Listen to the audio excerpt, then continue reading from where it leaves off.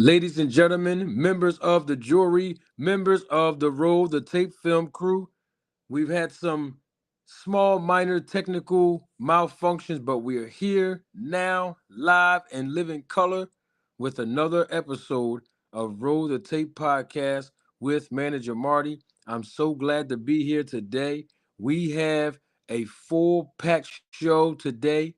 We're going to talk about the sport of boxing and the business of boxing.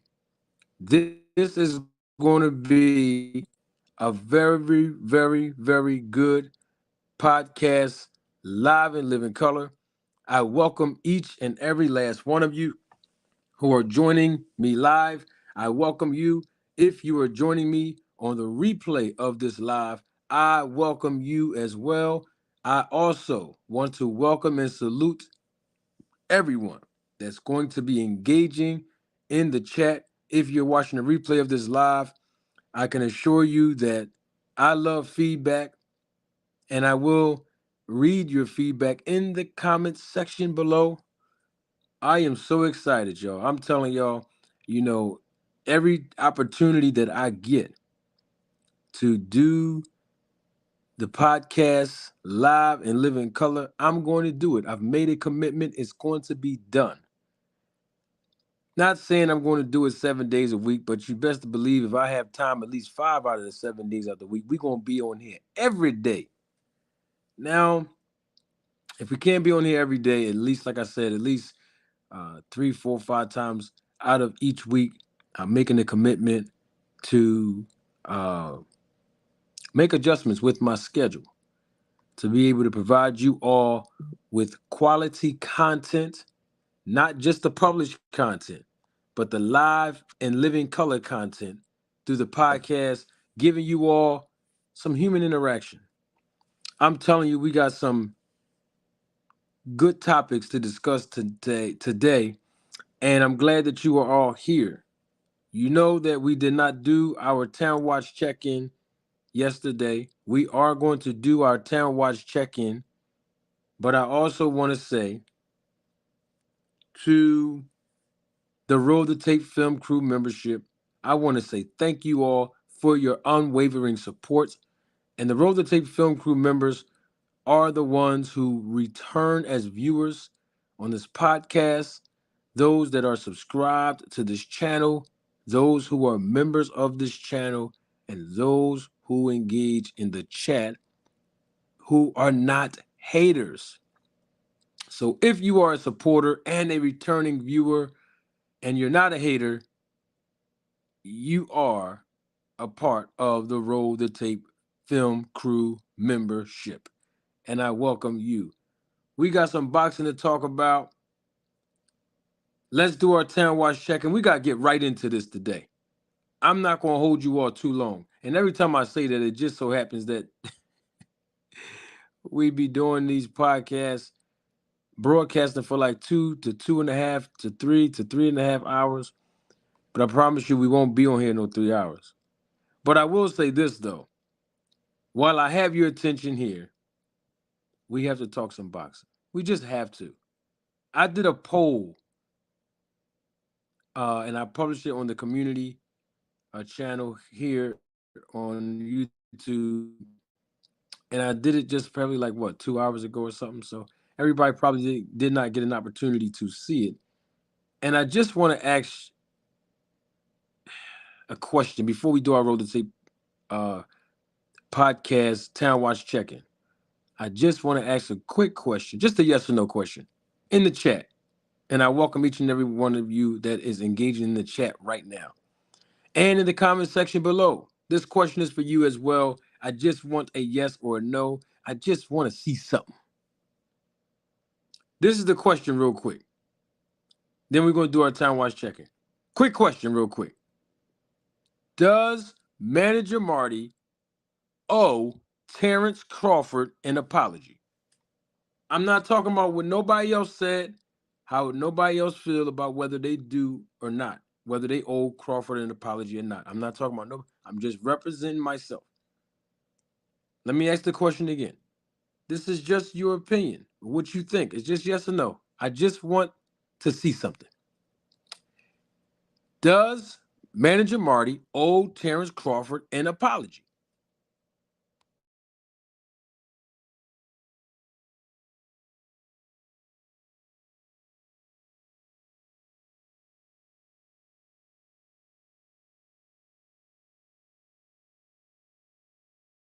I mean, come on, y'all. I'm sure there's more people that can engage in the chat as the viewership is increasing exponentially. Does manager Marty owe Terrence Bud Crawford an apology? Let's answer the question now.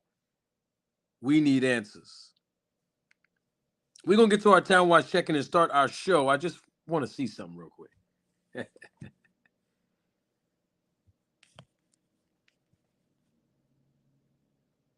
I only got 2 or 3 people that responded. Come on, I know we can do better than that. I know we can do better. I know there's more people in the chat right now. I just want to see something. That's all.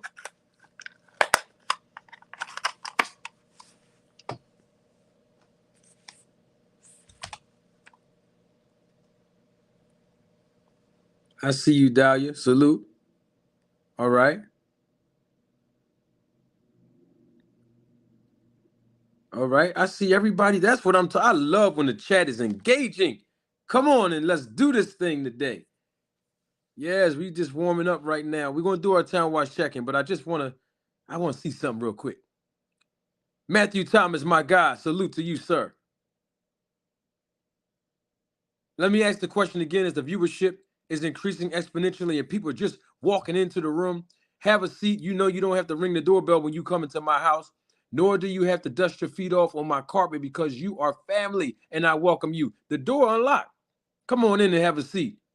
Let's talk boxing. Does manager Marty owe Terence Crawford an apology? It's just a question. Yes or no? Let's talk about it.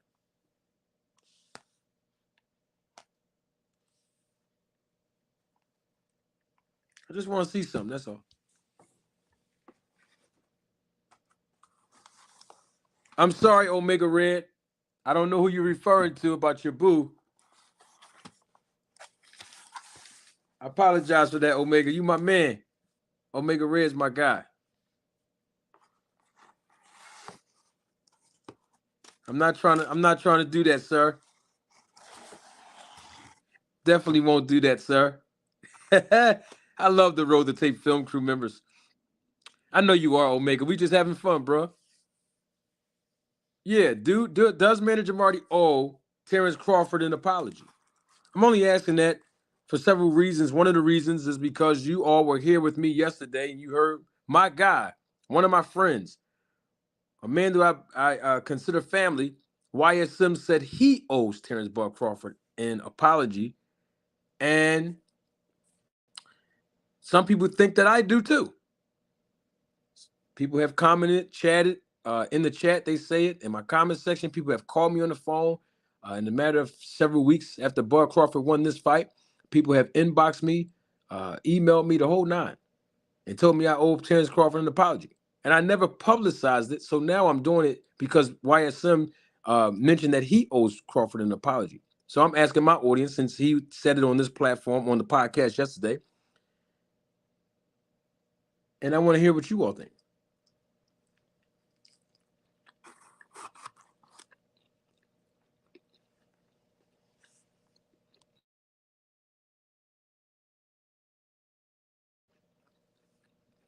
I think because Bud Crawford won the fight against Spence, because that's when I started hearing people say to me personally in emails and text messages and phone calls that I owe Terrence Crawford an apology after he beat Spence. So I think that's why they said I owe him an apology, because he won against Errol Spence, I think.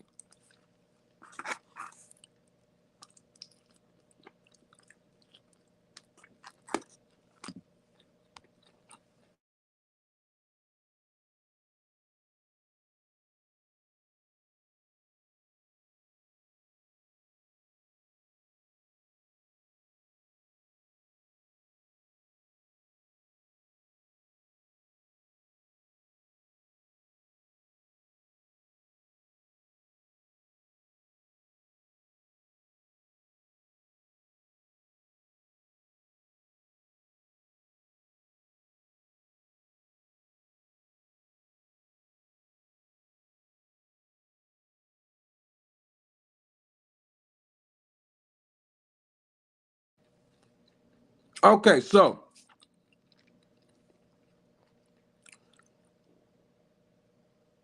my guy, Matthew Thomas, thank you for your contribution and your support to the channel, the first super chat of the day. And Matthew Thomas, you are setting the tone because I look forward to more super chats in this podcast broadcast segment today because all of the support for this channel is going to improve the visual and audio quality that you all need to experience for your listening and viewer pleasure. Excuse me. Matthew Thomas says, do we apologize every time our favorite team loses? That's a very good question, Matthew Thomas, and I'm actually glad that you brought that up. Salute to everybody that's acknowledging me in the chat and even engaging in the chat. Salute, and I welcome you all. You know, Matthew Thomas, I was having a conversation with a friend of mine earlier, and I actually brought that same point up. In fact, I made a reference to the Philadelphia Eagles. The Philadelphia Eagles, everybody knows that the Philadelphia Eagles is the football team of the National Football League of my hometown of Philly. Most of you that know me, those of you that are part of the Roll the Tape Film Crew membership, you know that I am not an Eagles fan, even though I'm from Philly. However, the Philadelphia Eagles has done a tremendous job last season. In fact, they went all the way to the Super Bowl, as most of you already know. The Eagles beat the Kansas City Chiefs. Excuse me. The Eagles played the Kansas City Chiefs and they lost. Let me say that again. The Philadelphia Eagles played the Kansas City Chiefs in the Super Bowl back in February and they lost. So the friend of mine that said that I owe Terence Crawford an apology because he won against Errol Spence and I thought Errol Spence was going to beat Terence Crawford. I asked the friend of mine who is a Philadelphia Eagles fan, did you go on Facebook and Instagram and apologize to Patrick Mahomes, Andy Reid, and the entire Kansas City Chiefs organization because you thought that they were going to lose against your favorite team, the Philadelphia Eagles? And he told me no. So I asked him, why do I need to apologize? Because Terence Crawford won against Errol Spence, and I'm one of the people that, thought that Errol Spence was going to beat him. And he didn't have an answer for that. I thought that was very intriguing, to be honest with you all.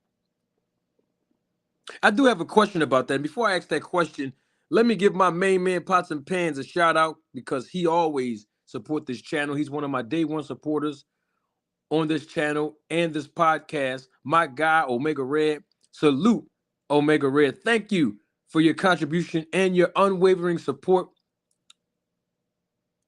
to the channel. And Omega Red says, I apologized for these sensitive people who can't live in reality.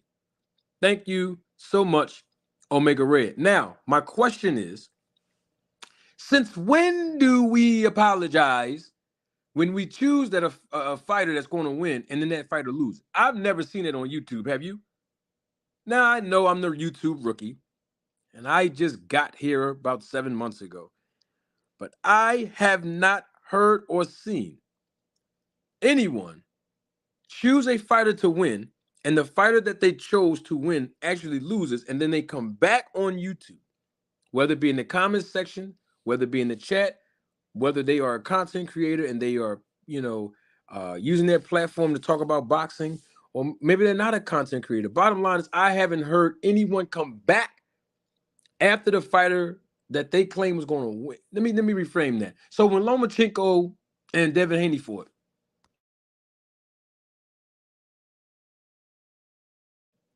Lomachenko was going to beat Devin Haney, and Devin Haney beat Lomachenko. People say it was a controversial loss, but the bottom line is Lomachenko lost against Devin Haney. I didn't see too many people offering Devin Haney an apology. The ones that thought that Lomachenko was going to beat Devin Haney. That's all I'm saying. So since when in boxing or in sports in general, do we do that? Do we choose someone that we think's going to win in any sports event, and then they lose, and we come back and try to issue an apology? Where they do that at? Yeah, thank you, Alex Shield Jones. I appreciate that, and that's actually a great point. No one apologized to Buster Douglas when the betting odds at the casino made him a 42-1 underdog. I'm just saying.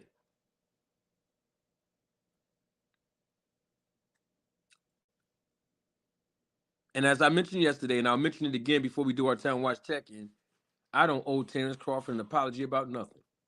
Because most of the things that I've said about Terence Crawford was a fact and not just my mere opinion. In fact, as you all know this, and I'm not saying Terence Crawford watched my channel. He probably didn't. He probably don't even know who I am. And it doesn't matter if he does or not. And it doesn't matter to me if he did watch my content or not. It's not important to me. I'm not trying to get no clout or be famous. Everybody knows that about me now. My point is, the man did everything that Manager Marty recommended that he do to secure the biggest payday of his career to take care of his family. And the man did it. He did at least two of those things. He went out, got an experienced, reputable, good representation to negotiate on his behalf to secure this fight with Errol Spence. And then he turns around and signs a multi-fight agreement with PBC. That's facts. And I am the only content creator on YouTube. This is a fact as well. I am the only content creator on YouTube that gave Terence Crawford the blueprint to put this fight together. That's not a diss to any of the content creators. They are all my fellow constituents, and I got love and respect for a lot of them and have built relationships with several of them. What I'm saying is, myself included with the other content creators who have spoken facts against and about Terence Crawford, we have been vilified this whole time. So the question becomes, do y'all owe us an apology for vilifying us for the things that we have said that were true about Crawford? And I say vilify because we've heard so many negative feedback and unfavorable remarks in our comment sections, in our chats, on our panels. We have. And nobody really have complained about it as far as what I know of, the content creators I'm cool with. But the thing is, y'all expecting people to apologize for what? Where they do that at? Nobody apologized to Manager Marty when Terence Crawford did everything that I told him he had to do to secure this fight. And then when the fight was secured, I didn't hear nobody yet that was against me for the last 7 months come to my panel, come in my chat, come in my comment section and say, Manager Marty, you were right. I apologize. And I'm not asking you to do so. You know what I'm saying? So I'm saying is if you're going to play the people got to apologize to Crawford game, then you equally got to hold yourself accountable to do what you want to see someone else do. I'm just saying. Now, with that being said, let's move right along. We're going to do this very quickly because we got some good boxing to talk about today. Our Town Watch check-in as the viewership is increasing exponentially. Now, you know how this works. All right? If you don't, and it's your first time viewing this channel, this podcast, I want to welcome you. I'm going to tell you real quick how the Town Watch check-in works. It's very simple. In the chat and on the comment section below, if you're watching the replay of this live, especially in the chat here, live and living color, all you have to do is insert the location, geographical location, where you were born and or raised and or where you reside now. Any city, any state, any country and or island, and I will publicly acknowledge it. The reason why we do Town Watch check-in is because I want to lay a foundation to make sure that everyone is all-inclusive, irregardless of your gender, irregardless of your background, irregardless of your ethnic group that you represent, irregardless of all other things. Even if we disagree or agree, even if we have different perspectives. The bottom line is our Town Watch check-in reminds each and every last one of us that we do share at least one thing in common, and that is our love for the sport of boxing. So I'm going to start it off first. I'm going to let y'all roll it off in the chat. I'm going to publicly acknowledge where you're going to represent, geographically speaking, by city, state, island, and or country.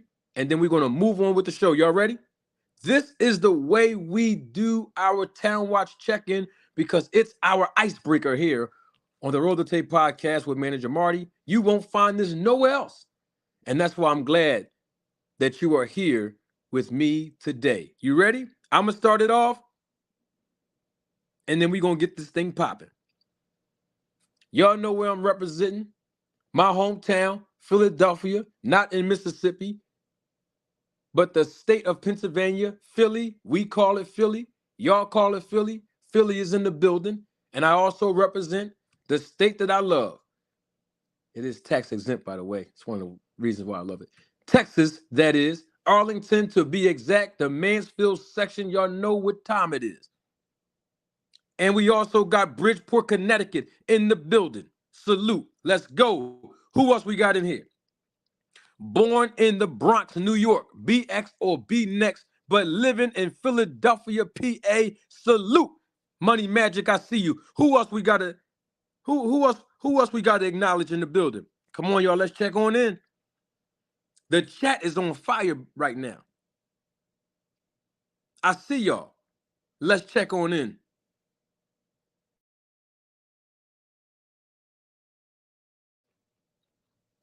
This is how we get the energy flowing. You might think your city is too small to be relevant, but I'm here to tell you that your city is never too small on this channel because I'm going to make sure your city get big on this channel. And so with that being said, Southern Indiana is in the building. Who else we got in here? Let's check on them. Y'all already know what time it is when I see my city in the chat. I see you, Ree, 215, Philly, PA in the building. Born and raised. Let's get it. Is Brooklyn in the house? BK is here. Salute to Brooklyn, New York. I see you. Detroit City is in the building. Yeah. When I said Southern Indiana, let me be a little bit more specific. Madison, Indiana is in the building. I see you.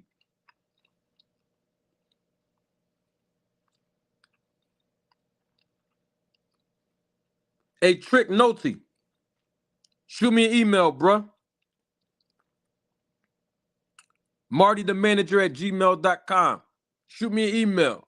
If you forget it, if you forget what I just said, then what you can do is on the homepage of this channel, you will see my email address. I am very accessible, all right? Who else we got in here? The Yay area is in here. Yeah. California is in the building. I see you. 703 Northern Virginia is in the building. I see you, 703. Come on, Trick. I see you, Trick Noty repping Houston is in the building. Let's go. Who else we got in here? Let's check on in. We got people from all over the world that check in on here. And the ones that don't check in, we got people all over the world that watch this podcast. I check my demographics and analytics regularly. People from all over the world in different countries support this channel. And I love to see all of the different geographical locations. It gets me excited. Minneapolis is in the building. I see you. The UK, didn't I tell y'all from other countries? I just told y'all people from other countries. And we got England in the building. UK is here with us. Houston, Texas is in the building. Who else we got in here? New Jersey is in the building. I see you. Brownsville, Brooklyn, New York. The Brownsville section of Brooklyn is in the building. Y'all know who represent Brownsville, right? Mike Tyson, Riddick Bowe, Zab Judah, Hall of Fame boxers. Y'all know what comes out of Brownsville. I see you. Tampa, Florida is in the building. I see you. I see you. What's up, Felicia? I see you. Hampton, Virginia is in the building. I see you. Big Brooklyn is in the house again. Let's go. Flatbush, Brooklyn is in the building. We got Flatbush, Brownsville. Man, I'm expecting Bed-Stuy to come in here too. Got Brooklyn all in the house. All right, so we got this. We got the dirty South that's in here.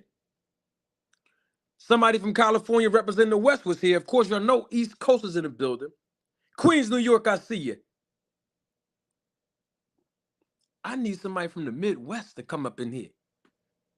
I need somebody to tell me they from the Midwest as the viewership is increasing exponentially. Baltimore, Maryland is in the building. I see you. Come on, y'all. Let's check on in real quick. We're going to get the show started. This is how the energy starts flowing in when we do this right here. When we show that we have something in common. We from all different parts of the world.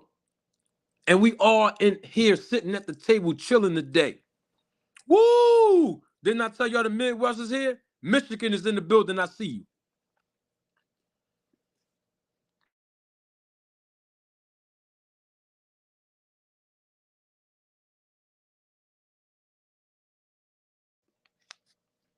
Man, I love this. Man, listen, y'all, I love this podcast. I love what I do on this podcast, y'all. Cleveland is in the building. My main man, Pops and Pan, from the home of Bone Thugs and Harmony. And the home of the great pioneer, a trailblazer, Hall of Fame promoter, Don King. And of course, my guy, another Hall of Famer, the man who has put boxing into an environment where the fighters make more money than everybody else, and that's the great Al Heyman representing PBC. He's from Cleveland as well, and so is my man BBO Boxing. Salute the BBO. Salute the BBO. I told y'all the Midwest was going to come in here. This how I knew the Midwest was going to come in here, because the wind was blowing. I felt, I don't know, it's like 85 degrees right now in Philly, but the wind just started blowing out of nowhere. Know why? Because I knew somebody from the Windy City was going to check in. Chi-Town is in the building. I see you. My man Brian, Port City is in the building. Hey, Brian, I was trying to take care of you last night, Brian. I'm going to do it when this live go off, because I got to wait till all the live segments go off.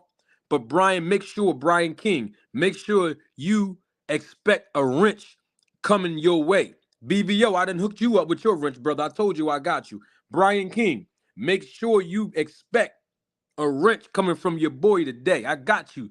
You hear me? Because you support the channel, my brother. You always, rocking out with me. So I got something for you when this thing is over. I told y'all Chicago was going to be in the building. I see you. Let's go. Who else we got in here? One more. Can I get one more? Can I get one more? Oh, Brian do got a wrench? All right, so I did hook him up. All right, I just want to make sure I hook my brother up. Sunny South Dallas in the building. I see you. One more. Thank you, Brock Howard, for that. He got one already. I knew I wanted to make sure I had him on my mind. I had the brother on my mind the other day. Like, I got to hook him up. You know what I mean? I got to represent, because he represents me. He represents the podcast. He does a wonderful job with the chat. You know what I mean? One more. Can I get one more? Man, this thing, I'm telling y'all right now what's going on. You see the energy right here? This what we rocking with, this energy all the way up as the viewership is increasing exponentially. Jackson, Mississippi, I see you in the building. Gary, Indiana is in this thing. In the building. Smooth Criminal. Let me hear where you're from, Smooth Criminal. Come on, Smooth Criminal. Talk to me. Check in real quick, Smooth Criminal. Check on in. Yeah, this is a different type of, this is a different,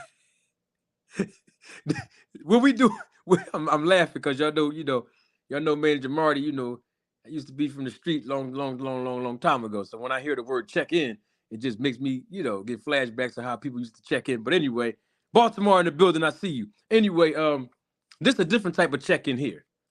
Yeah.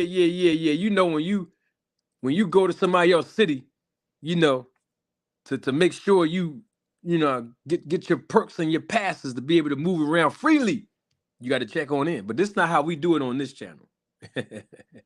Nah, you ain't got to check on in like that. We checking in as far as location. And speaking of location, we got another location, London, UK, be representing Manager Marty all across the world. London is in the building. Detroit is in the house. Man, we about to, man, I don't want to make a whole segment about checking on in because the town-wide checking is popping right now. We got to move on.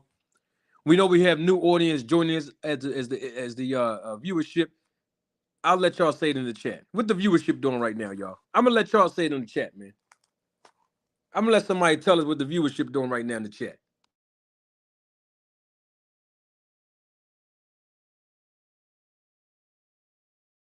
Can somebody let the world know what the viewership is doing right now in the chat?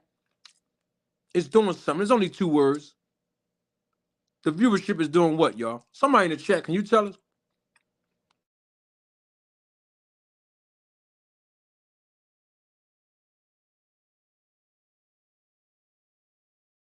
Y'all don't know what the viewership is doing?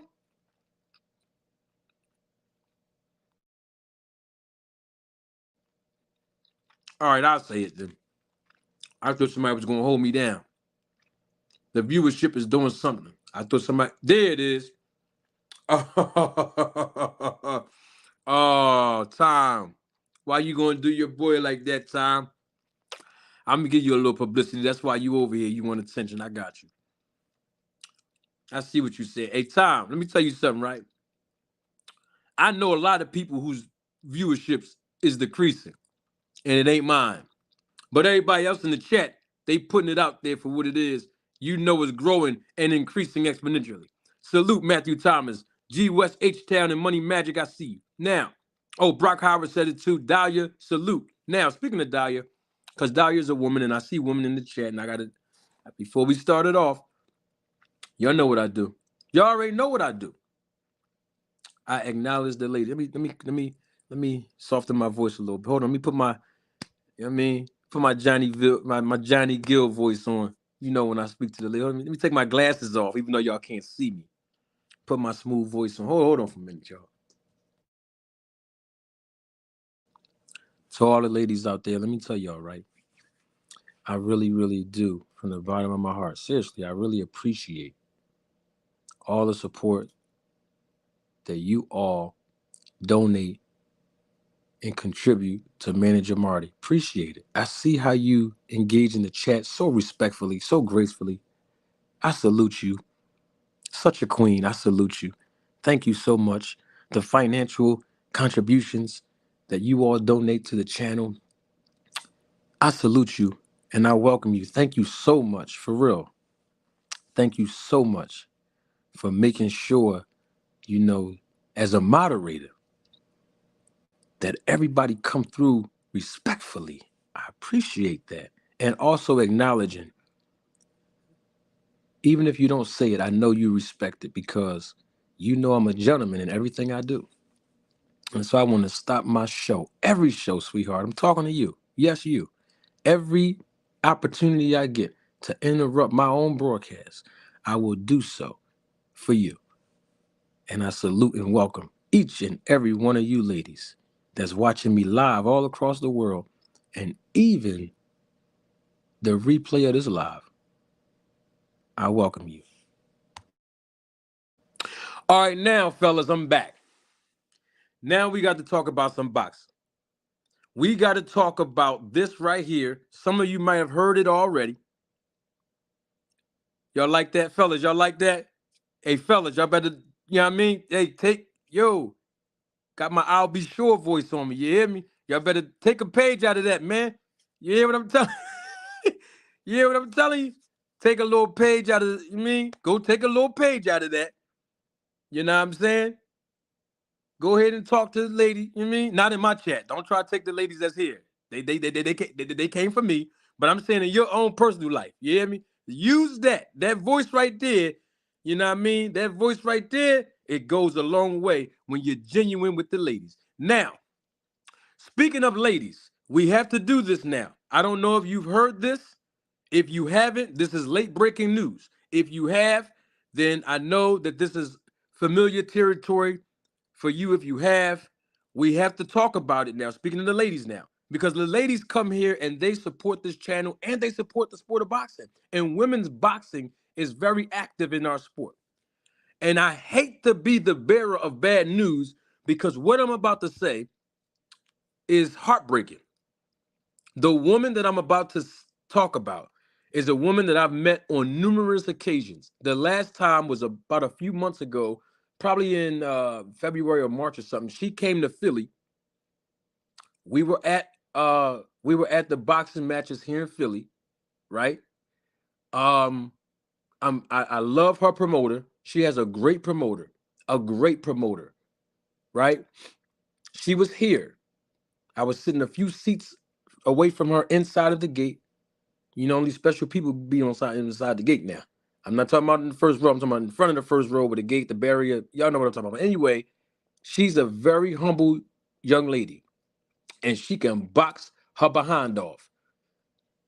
She's the undisputed multiple world champion. And there's some bad news that came out about her. And we got to put it out there. And I hate to even bring this up, but it just happened today. Literally about an hour or two before I got on here, I found out about this. So I have to talk about it, y'all. We just have to. I hate to talk about this when it comes to this woman, Alicia Baumgardner. I hate to. But according to Boxing Insider Dan Raphael, Alicia Baumgardner tested positive for the banned steroid mesterolone in a urine test that was conducted on July the 12th, which was 3 days before she beat and defeated Christina Leonardito to retain her belts. Okay? Now, Christina is promoted by my guy, a good man, a great promoter, Hall of Famer, former HBO executive of sports, Mr. Lou DiBella. Okay? And this, I know, Love 6071. I said the same thing. Mr. Finesse, I said the same thing. Brian King, I said the same thing. Broke my heart when I had to hear about this first and then read it. Well, according to my guy, promoter Lou DiBella, this is what he said. Believe this was from his Twitter account. And he said these words. As Christina's promoter, I have been informed that there were adverse PED findings in the test of the champion Alicia Baumgardner. At this point, I have no specific information. I believe that the Michigan Commission and World Ratings organizations have been informed. He then later said at 2:07 p.m. today, his words, not mine, Lou DiBella says, Michigan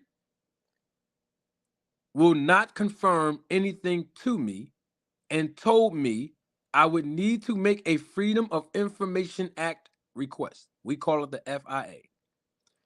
I have not heard from the sanctioning bodies yet. PED testing in boxing is a trip. So the reason why Lou DiBella, promoter of Christina, is referring to the Michigan Commission because their fight, Alicia Baumgardner's and Mamba Christina's fight, was in the state of Michigan. Of course, that's the state that Alicia lives and resides and represents. And this was like a hometown event for her, a coming out party, as you will, as she was fighting Christina. Now, I have to say this because this is as equally as important. We all know that Alicia Baumgardner is a great fighter. She has one loss on her record. But that loss that's on her record, which was years and years ago, was against Mamba Christina. So basically, she was in a rematch with the woman who gave her first loss. And now this happens. We have to talk about this in the chat because if it was anybody else, we would be talking about it. Okay?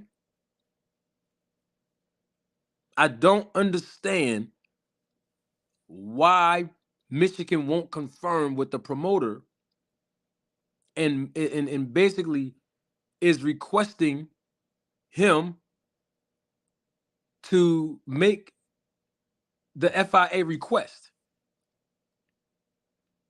You know, I wouldn't say it's HIPAA law, because the thing about it is, so of course with the HIPAA law, yes, it is a law that protects all of our privacy when it comes to health related matters. This is not a health related matter. Any athlete using performance enhancement drugs, even though it has something to do with health, of course, but it usually affects the effects of the PEDs affect the other opponent too, in a negative way. So this is more than an FIA scenario, because the promoter have been informed already. All right. And so the fact that Dan Raphael is speaking on this, that meant that somebody told him. You know who Dan Raphael is. He has over 20 something years in this business of reporting and journalism. So it's like the fact that he's speaking on this without him filing the FIA request. Usually when we hear adverse findings, that means that the second finding, right? Because you got two, sample A and sample B, all right, in a urinalysis. When we talk about testing for banned substances. And usually when the findings in the A is positive, the findings or adverse findings in sample B, it usually is too. Good question, Diana. Salute to you, Diana. Diana asked me a question, and I want everybody to see the question that she asked me. It's very important. Diana said, Manager Marty, will all her wins be affected or just the last one? Well, it would basically just be the last one, because obviously she passed other testing protocols before this fight, and apparently her testing results came back negative before. But in this fight, it came up positive. This is what we are hearing. So it would be the fight that she actually tested positive for. Now, the reason why Lou DiBella is mentioning, as you can see on your screen, the sanctioning bodies and how he haven't heard from them yet, is because in these type of situations, usually the sanctioning bodies have the authority to strip the fighter who was basically holding their title of their title. If you're tested positive for a banned substance.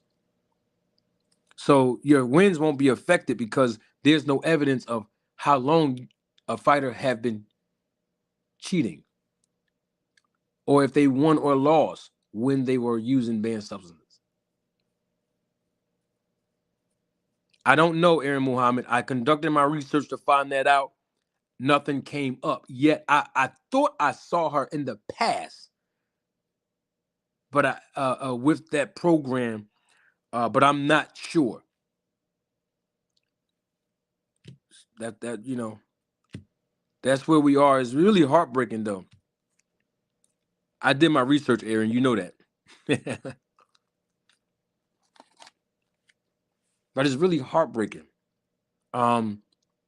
Sometimes when fighters do test positive for a banned substance, and it's rare, but it does happen, y'all. We gotta look at this from both sides of the coin.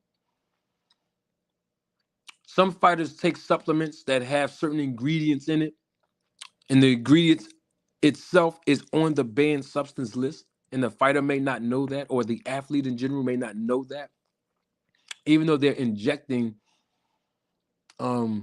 themselves with it or digesting it. And I'm saying injecting, and that really doesn't even sound right, but I'll just use the word digesting. I'll be safe to use that word. With supplements that's out here, most of this stuff is not approved by the FDA and other organizations and agencies that facilitate there's all these brands of protein shakes and nutrition bars and all this stuff, and vitamins and all these different ingredients. Some of those smaller ingredients that make up those substances, which are legal, the ingredients may be on a banned substance list as illegal. And sometimes boxers do inadvertently using these protein shakes and stuff. Not saying this happens all the time, just saying it's rare. When they're using these supplements, right, while they're training. So we don't know if this was intentional or unintentional with Alicia. And I'm not accusing her of intentionally cheating. I'm just telling y'all this is what's going on as far as the facts that we know it as today. I agree with you in the chat. I agree with you. I do agree that things should just be natural, but this is science. Technology has evolved over the last, you know, uh, 10, 20 years. So I don't know. Hey, we don't know. Like you said, love, sexy 71. Good point. She could have been taking birth control pills. We don't know, but it's just a sad situation for us to even talk about this um, with her. She's a nice woman. I met her several times. Um, the last time I saw her, like I said, she was in my city. She was in Philly. We busted up. She's just a nice person. I took a picture with her. She's just a humble young lady, man. And she can fight too. And so I know several people that know her personally. You know what I mean? It's heartbreaking. Like we just heard it from who just tested Dillian White recently. Who was that? That was about to fight Joshua. You know what I mean? Or in Big Baby Jarrell Miller. I mean, man, just people that, man, when you test positive, man, it's just so sad because, especially if you're a repeated offender, you know, not calling no names out, but we see there's been some repeated offenders in this sport that kept cheating over and over. And it's like, fighters really get hurt in that ring, even when someone's not on supplements or steroids or PEDs. So the fact that someone's enhancing their performance illegally and causing all of these physical and emotional and psychological problems by cheating their opponent is really sad. Really, really sad. So I just wanted to bring that up because that's late breaking news. I didn't break the news, but I just heard about it first and then I read about it second. And this was literally a couple hours ago when Lou DiBella posted this, I believe on his Instagram, not Instagram, on his on his Twitter page. So that's where we are with that. Now that we got that out the way, I want to acknowledge each and every last one of you. This is not the first time you've seen me do this. I've been doing this since I believe we had 100,000 views, all the way up to now as of today. Really, as of August the 9th, nearly a week ago. Right now, this channel have reached 800,000 views. Now, of course, as you know, I don't even have 300 published pieces of content. And this is all included with the shorts, the lives, and the videos. I think I'm at about 280 something videos that I published.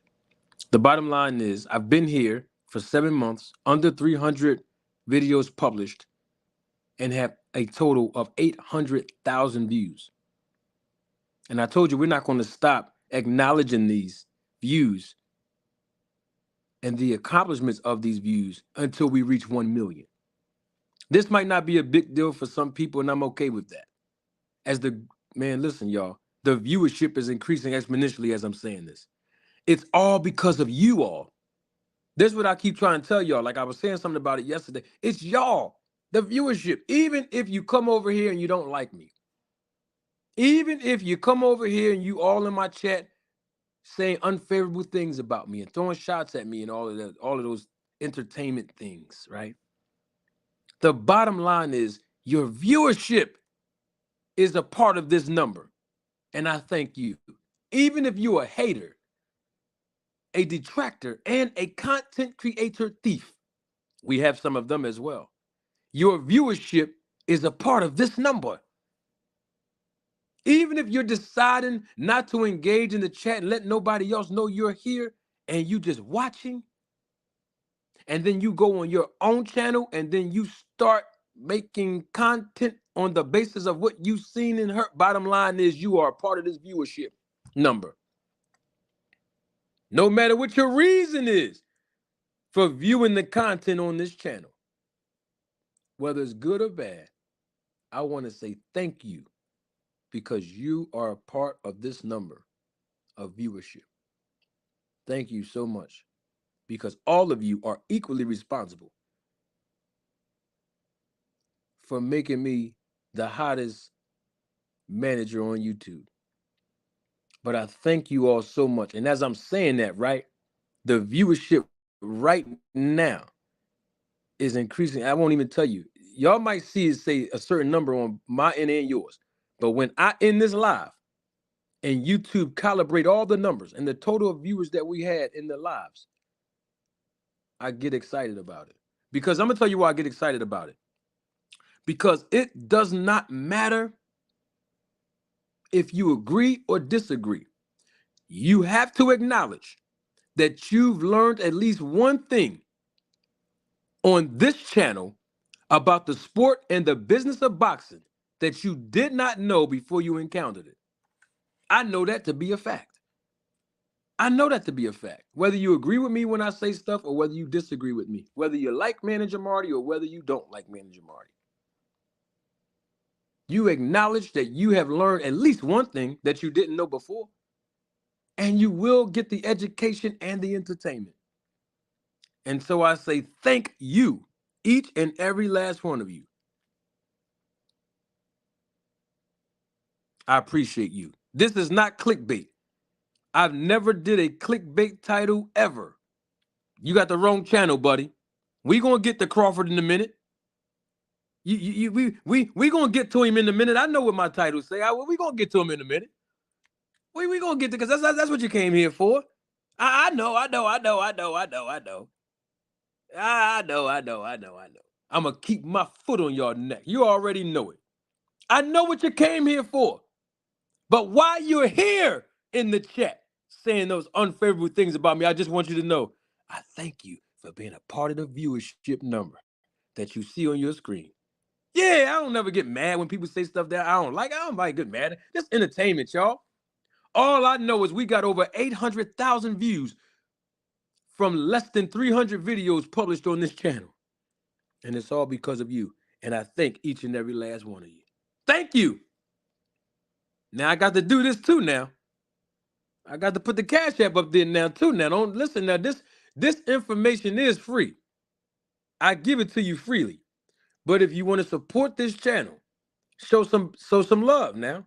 You see the thing about it is this. You can't go nowhere else and get this information. You can't. You might can get some entertainment, but you might not get the education. But we give you both right here.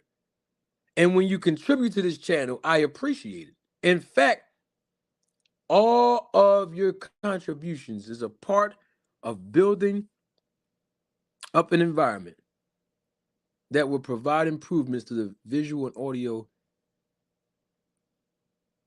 experience for you. And not only that, for the time that all of us content creators, I'm making my own words up, y'all. Each and every one of us as content creators, we invest a lot of time to do what we do. And I'm speaking for all content creators, the official content creators. Whether we agree or disagree, we all invest our time. But I know the reason why I invest my time is because I love teaching others. And I love making sure that all of you understand the elements and dynamics involved in the business of boxing. And so It's all good. Now let's get to what y'all came here for. But before we do that, though, I have two super chats I gotta acknowledge. Money Magic, thank you for your support and your contribution to the channel. Money Magic says, what kind of fines do fighters face when they test positive? Does the contract dictate it, or is it the state boxing commission that decides? Very, very good questions. Sometimes there are fines that fighters do face when they test positive. Most of the times, the contracts does not dictate the fines, and I'm talking about the contract between the fighter and or the promoter. It depends. However, you have some language in the contract where the fighter may agree to the terms as far as um, testing positive when it affects the show or the event. In this case with Alicia Baumgartner, this was a pre-fight drug testing administered by the Michigan Boxing Commission, pre-fight, which most commissions do pre-fight. Some commissions around the here in America, they do post-fight, but majority of the time pre-fight. All right, so the commissions, they definitely are the ones who facilitate that process of the drug testing. So of course, the commissions will be the ones to administer, those fines and uh, extract those penalties on fighters. Promoter can too, especially if you cause the promoter to lose an entire event based on you as a fighter or an athlete not being able to participate. That can be some language in the contract as well. All right, good questions, Money Magic. Appreciate your support, man. Diana, thank you for your support and your super sticker. Always a pleasure to have you here with us. Day one supporter and a member of this channel. I appreciate your contribution. Thank you again, Diana.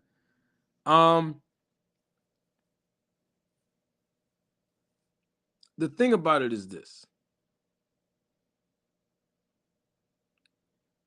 We don't know what's in the ingredients of what this test that Alicia Baumgartner tested negative on.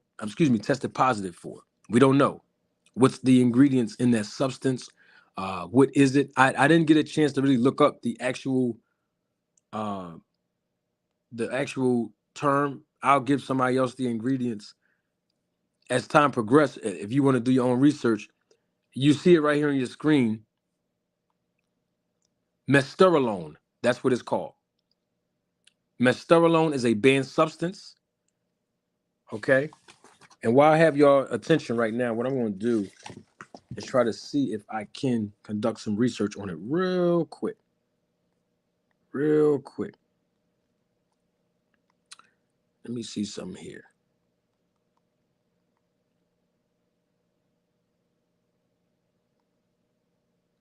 All right. It says that mesterolone is a synthetic anabolic steroid and a derivative of DHT. That's what this says. Trying to see why would someone use it or what benefits does it offer. Okay.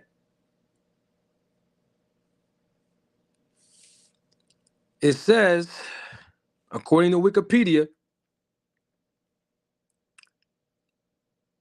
mesterolone is used in the treatment of androgen deficiency in male hypogonadism, anemia, and to support male fertility, among other indications. It has also been used to treat delayed puberty in boys. Well, we know that Alicia Baumgartner is a woman. So let me type in women for women and let's see what the benefits are, if there are any. It says the starting dosage for women would typically be significantly lower than that for men. This conservative approach allows for monitoring the individual's response and evaluating any potential side effects. A common initial dosage range might be around 5 to 10 milligrams per day.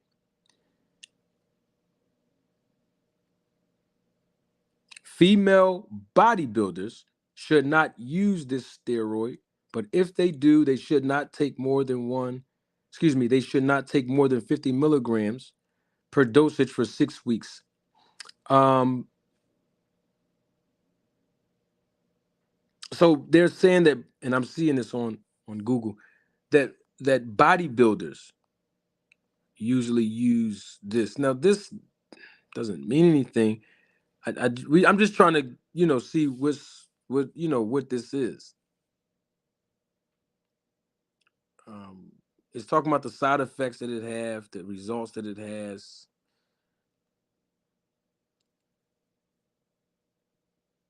Um,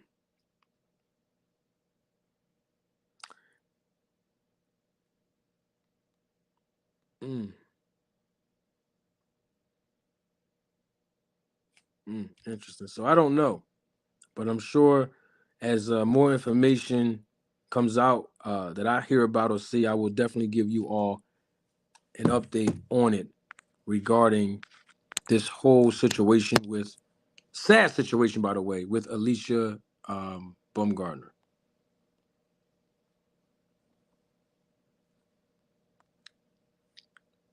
There was a poll. It was more like a verbal poll. Good afternoon, Fareed. I see you. Verbal poll where I talked about Owen Terrence Crawford an apology. Most of you were not here earlier, and we're going to deal with the title because we've heard Terence Crawford say some things in a recent interview that he did when he gave Al Heyman his flowers. He gave Al Heyman his flowers. He admitted that the hedge fund situation basically did not materialize and didn't really make sense to him. Now that he sat back and thought about it, that it was a bad idea, he realized. He sounded so adamant about the idea of the hedge fund in November of 2022 on his IG Live post that he put out when he did the whole the visual explanation for why this fight did not happen between him and Spence. He also gave honor and praise to Al Heyman, a man that in that IG Live visual explanation, he said that he knew he was getting quote unquote effed in the long run by Al Heyman in the contract. His words, not mine. But now, months and months later, the fight materialized and Terence Crawford gave Al Heyman his flowers. In fact, Canelo Alvarez gave Al Heyman his flowers yesterday at the press conference when he acknowledged Al Heyman not once, but twice. And so I just thought that was mature for Crawford to do that. You know what I mean? I thought that was mature. And I thought that was the right thing to do. He was wrong when he talked about the hedge funds. When he talked about how Errol Spence is not his own boss and he got to listen to Al Heyman and all of this, he was wrong and he acknowledged that. He admitted he was wrong. All right? And so that's the premise of what we're talking about here. Terence Crawford did the right thing. In fact, he's done more interviews in the last week or two than he did probably in his whole career. He's going on everybody's platform. He's giving everybody an opportunity to interview him on the larger channels. You know what I mean? And so the thing is, hey, he admitted that he was wrong with regards to his lack of business acumen. Something that I have been talking about with regards to Crawford and his behavior with regards to business outside of the ring. Salute to you, Big Noble Royalty. My God, thank you for your support and your contribution to the channel. As always, Big Noble. Salute my dude. Absolutely. So my question becomes, if Bud Crawford admits that he's wrong or that he was wrong in his thought process because of his lack of business acumen and knowledge, he praised Al Heyman by giving him his flowers, acknowledging that Al Heyman was right, acknowledging that his thought process with the hedge fund that he offered through 20, I think it was 25 million, that it was going to so-called come from this hedge fund, these investors that was going to give him $25 million a piece with Spence. He recognized that wasn't a good idea. And these are things that I have been saying since I've been on YouTube. You know what I mean? So with that being said, I'm still confused by people in my comment section, by people in my chat, by people on the panel. More so, well, not really on the panel, because Crawford fans don't really say it on the panel. Not that I heard of, not on my panel anyway. But in my chat, a lot of segments ago and now, in the comment sections on my videos, people been texting my phone and know me personally, calling me as well, saying I owe Bud Crawford an apology. And the part that I'm baffled about is that when Crawford did everything that I recommended that he do from a business aspect, I didn't get any acknowledgement for that. Now, I wasn't looking for it, but I'm just saying, if you're going to openly criticize me and say I was wrong about Crawford losing to Spence, then you should equally publicly acknowledge that I was right in the recommendations I provided Crawford to make this fight happen. That's all I'm saying. So the question that I asked earlier, and the viewership was not as heavy as it is right in this moment, and I'm going to ask the question again. It's my verbal poll. Does manager Marty owe Terence Crawford an apology? I'm asking you all in the chat. Doesn't matter if Crawford beat Spence. Doesn't matter if Spence had physical issues. None of that matters in this question. This question has nothing to do with the outcome of this fight. I'm just asking the question because you all know at this point that I have been highly critical of Terence Crawford, the things that he has said, the things that he's contradicted himself about, some of the things that he didn't do that showed his excitement, awareness, and his enthusiasm about making this fight happen in the past before he called Spence in January of 2023. He just wasn't moving accordingly as far as his behavior patterns are concerned. But I did it because I like Crawford, not because I don't like Crawford. But of course, I've been criticized since July of 2022 when I did my first interview with YSM Sports Media. For a whole entire year that my face have been recognized on YouTube as a boxing manager from July 2022 to July 2023, for a whole entire year, I stood up under the pressure and the criticism of a lot of Terence Bud Crawford fans, calling me a Bud hater, like somebody just said in the chat just now. So if I am a Bud hater, Mr. St. Clair, answer my question. Do I owe Terence Crawford an apology? This is for everybody.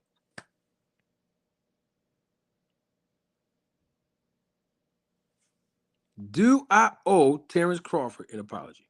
This question is posed to anybody, roller tape film crew members and Terence Crawford fans and or Spence fans, whoever's in the chat. If you're watching the replay of this live, I encourage you in the comment section below, do I owe Terence Crawford an apology?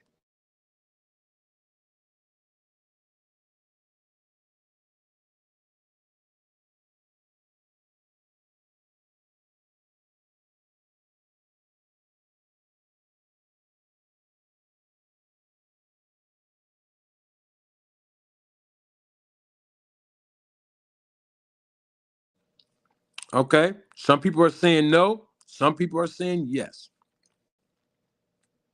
Okay.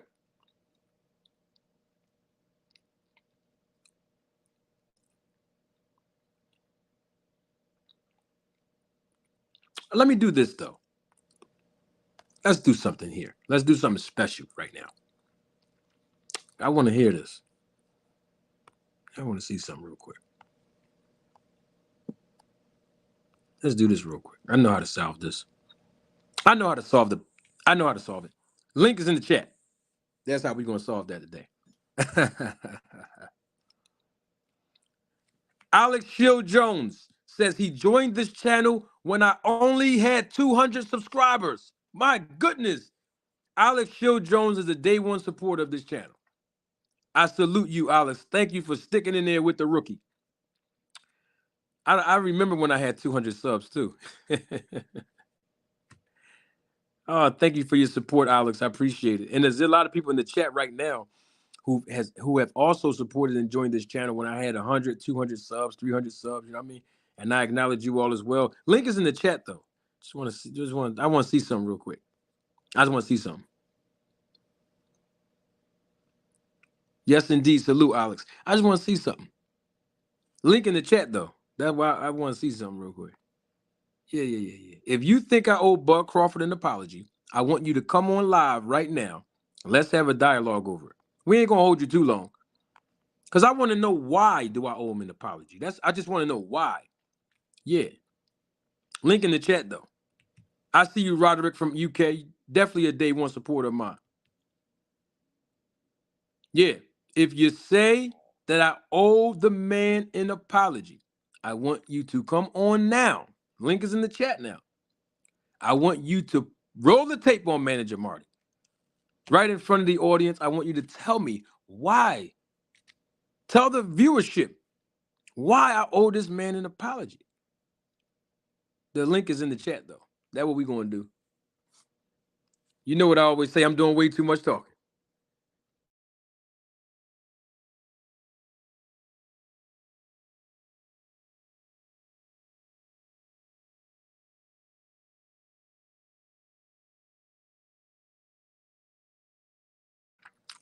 Hey, Remy, you know I'm funny. You already know. But the link is in the chat, y'all. I want to know, why do I owe the man an apology? Because if he's owed an apology, he should get an apology now. You know what I mean? If the man is owed an apology, he should get an apology. I have no problem apologizing to nobody, especially when I'm wrong. Okay? But I want to know for the people that said I owe the man an apology. Come on here. Just come on down. Okay, because I'm about to make some phone calls to the people that was texting me and calling me for the last 7, 8 months. Yeah, telling me to apologize and all this and that. But some people don't like being on, live or nothing. You know what I mean? But still, I'm just trying to figure out why.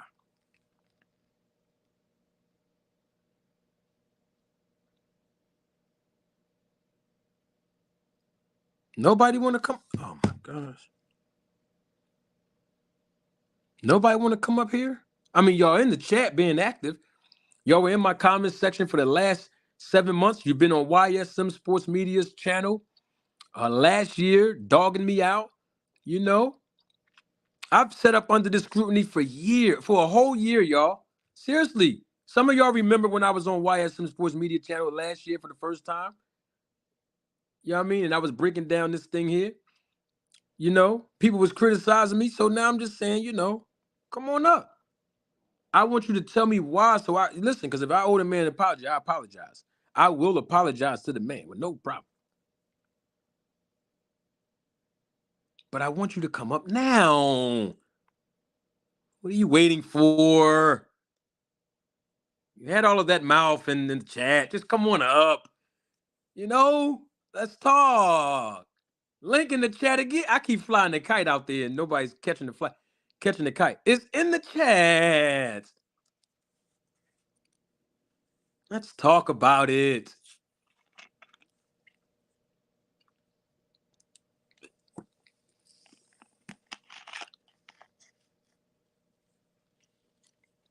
Nobody want to come up? The viewership is increasing. Hey, listen. The viewership is with us today. It's here. It's here now. The viewership is locked in. I'm telling you, I'm not lying. The viewership is right where we need it to be, like right now. We got to come up here and talk about it. I haven't even turned my camera on yet. And I didn't even realize I didn't turn my camera on, though. Let me turn my camera. Maybe that's what it is. Yeah, we rolling the tape today, Marilyn. Oh, you talking about that situation, Marilyn? Hey, Marilyn, I have to designate that. See that, I got to designate that for a special show, Marilyn. I didn't forget about you, sweetheart. I got you. All right. Maybe this is what's going on. All right, Tom, come on up, Tom. If my viewership is decreasing, Tom, maybe if you came up here, it will start increasing again. So come on up. Let's have a dialogue about this topic. Let's talk about this. Okay? All right? I know it'll help you out because some people might think, I'm not showing my face. I show my face in every live. Y'all know I show my, hold on, let me take Bud off the screen real quick. Hold on, Bud. Fall back, Bud. This is what I need y'all to do. If you think that I owe Crawford an apology, the link is in the chat. All you got to do, that's all you got to do. Just do it. Just click on the link. Just do it. Come on up here. Let's have a conversation about it. Let's go.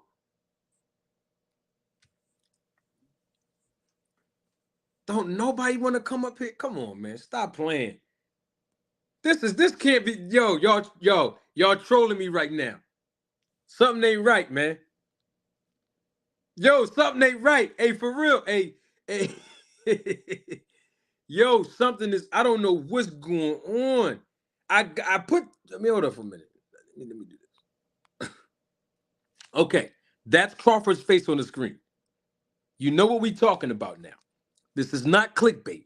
That's him. He got all the belts in his hand. That's him. Okay? That's him. This is me. Nobody is trolling.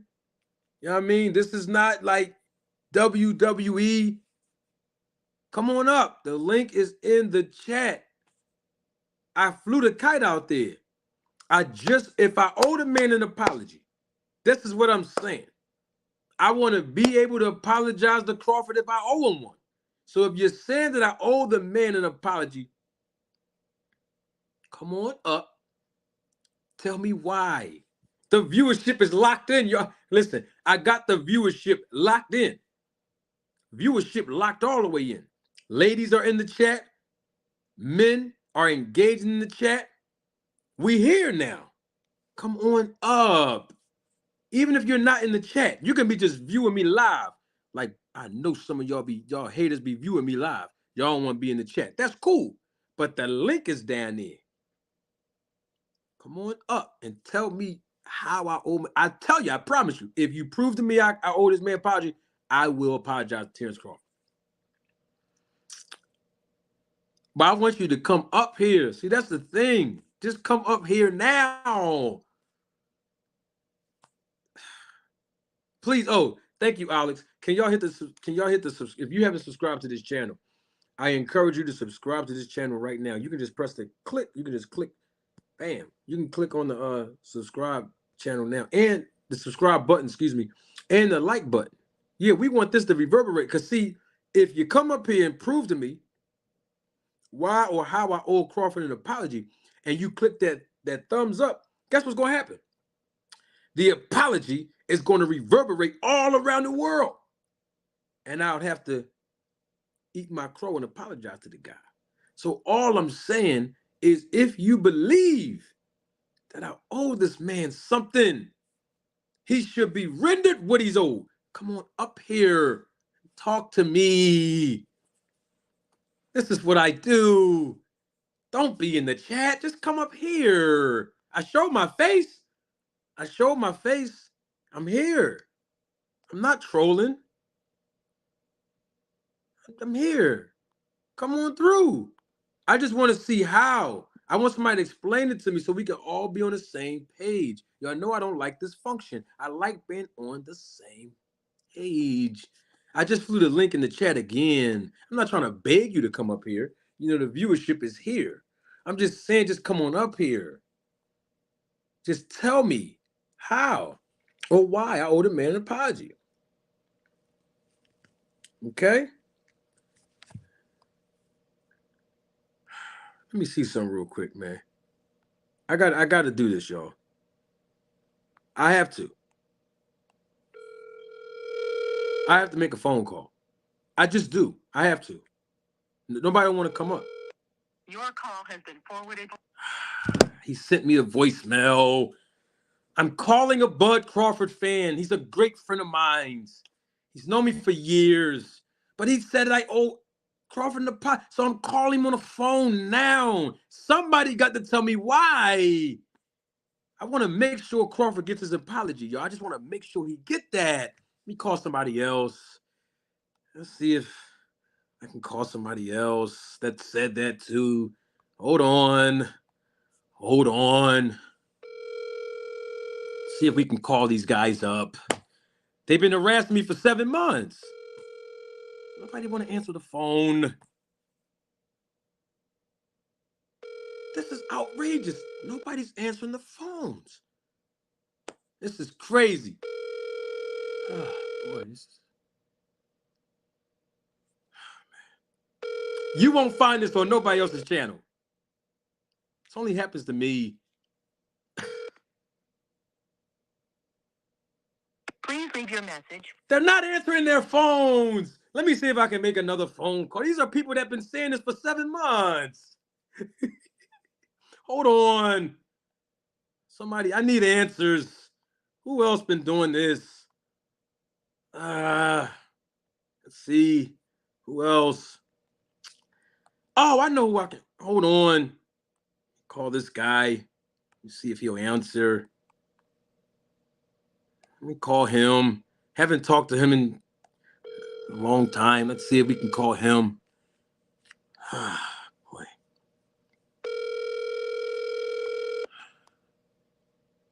Not answering the phones. Put this link in the chat while I'm waiting for the boys. This other guy to answer. Why are these guys not answering my calls? It's crazy.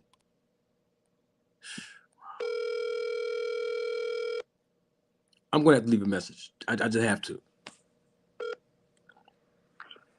This is Wayne. Sorry I missed your call. Hold on. I'm not going to put his... I'll get back to you as soon as possible. Thank you. At the tone, please record your message. When you recording, you may hang up or press 1 for more options. Hey, Wayne. It's Marty, man. Call me. I want to ask you something about Terence Crawford, man. Call me. All right. I'm leaving guys messages now. I hate to do this and have y'all here with the... I got to do... Nobody won't come up here. Nobody won't come up in the live panel when the link is in the chat. So I got to call the people that I know personally that's been saying I owe this man an apology. All right, hold on. Let me call somebody else. Hold on. I want to answer. Tom Sweeney, the link's in the chat. Come on up. Call this other guy. Let's see if he answers. Boy, does nobody want to answer their phone when I'm calling. Shakur, what's up? Big Dose, what it do, Big Dose? We making house calls right now, Big Dose. Let's call these guys up, man.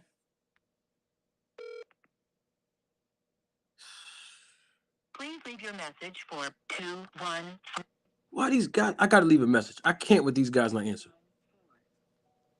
Jeez, it's Marty, man. Call my phone, man. I'm on live. The people want me to call you because, you know, you've been saying I owe Crawford an apology. I got the audience waiting now.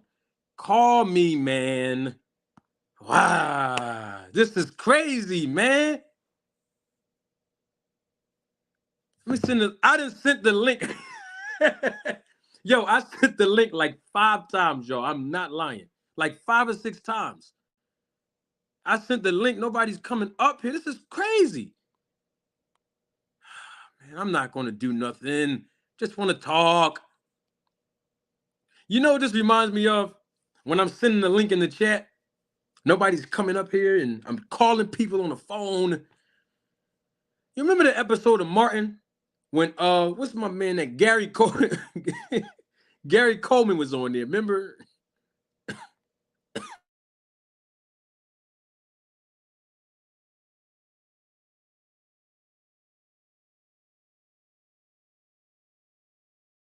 I had to cough, y'all. When Gary Coleman was on there, remember? They was calling him like Mad Dog No Good coming and all that. Remember?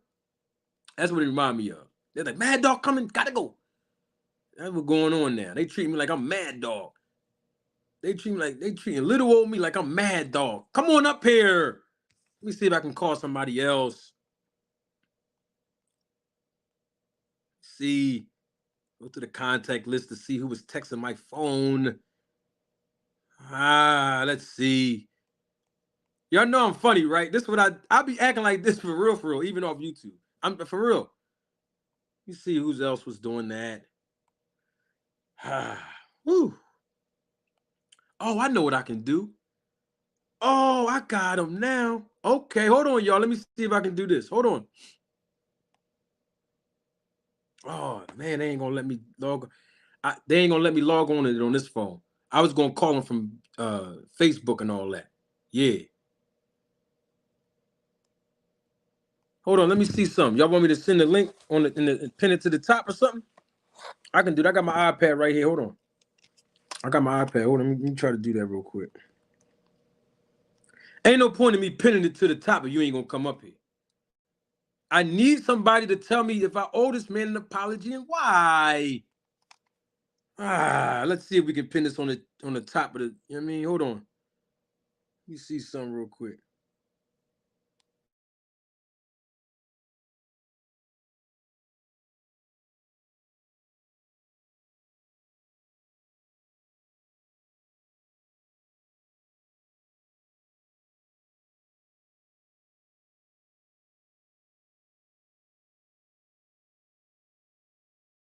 Won't let me they won't let me pin it to the top. I don't know what's going on.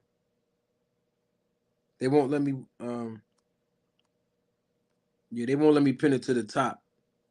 But I'll keep sending it though. It's all good. I don't mind. Hold on. I'm gonna keep sending it in the, you know what I mean? I'm gonna keep sending it. Y'all see what's going on. I just want y'all to tell me how I owe an apology. That's all you gotta do. You gotta keep sitting here acting like you don't see what's going on. Okay. All right. Who that talking crazy in my chat? Hey, Sarge. That's your name, Sarge St. Clair? Sarge St. Clair, come on up, man. Now I'm gonna call y'all by name now. Y'all doing too much in the chat. Click the link, Sarge. It sounds like you know the reason why I owe him an apology. Come on up and tell us what's going on, man. Sarge, the link is in the chat for you. Come on up. I need to hear if how I'm confused by owing him an apology. Sarge, you sound like you got the answer. Link is in the chat. Come on up. J Rock, I see you. J Rock, you've been on the panel. J Rock, you know I like you, J Rock. But I'm just saying, it sounds like you know you're a Crawford fan, but it sounds like you're equally saying I owe Crawford an apology. Just hit the link and come up here.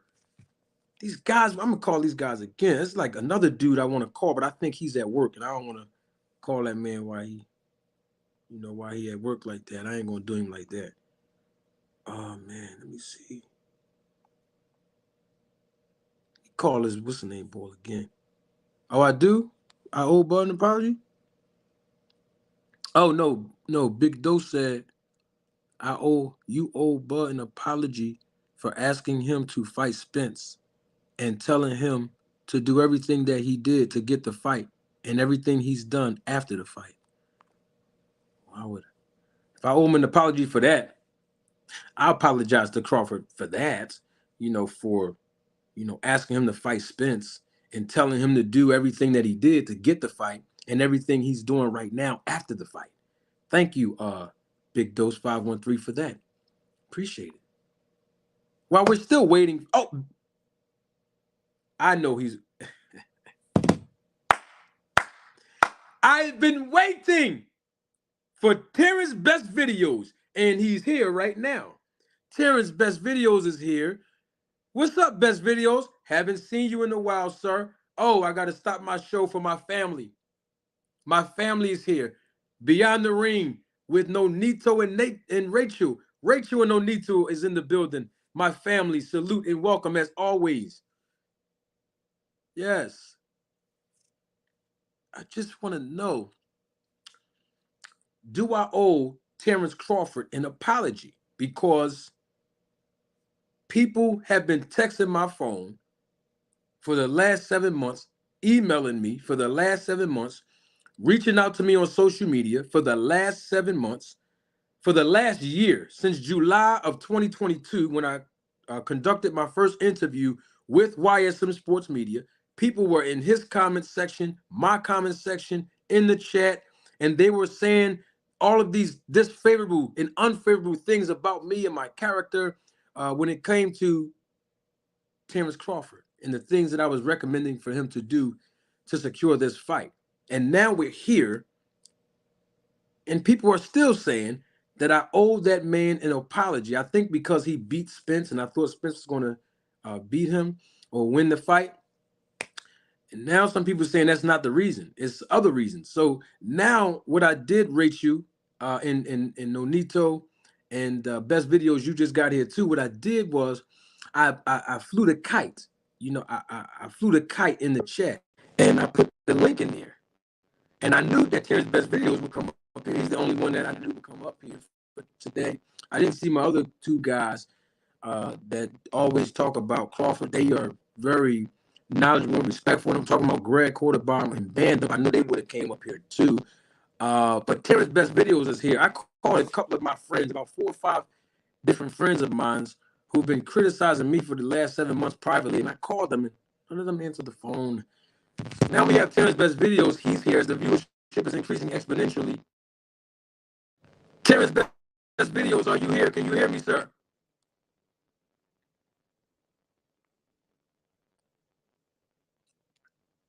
Terrence Best Videos, you're on mute. You got to unmute your phone. Oh, my live messing up? Whoa, what's going on with the live? Oh yeah, I said I can hear you, but you breaking up. You hear me? Hello, Marty.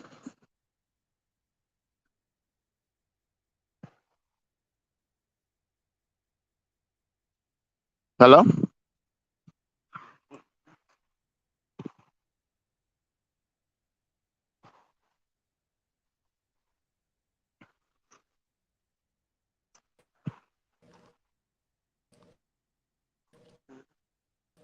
Marty. Is my live videos and audio was not? Are we good now, y'all? What's going on with this? Are we good, Hello. y'all? Can y'all hear? Now I can Hey, hear you, Best. Marty. Yeah, I All can right, hear you now. All right, hold on, Terrence. You can hear me. Let me make sure the audience can hear me. All Can right. someone? All right. Can someone in the chat let me know if you can hear me? They saying I'm staticking and all this. Now you. Yeah. I'm good now. All right, Rachel and Nonito said I'm good. All right. My video messing up. Damn, what's StreamYard? I don't know what's going on.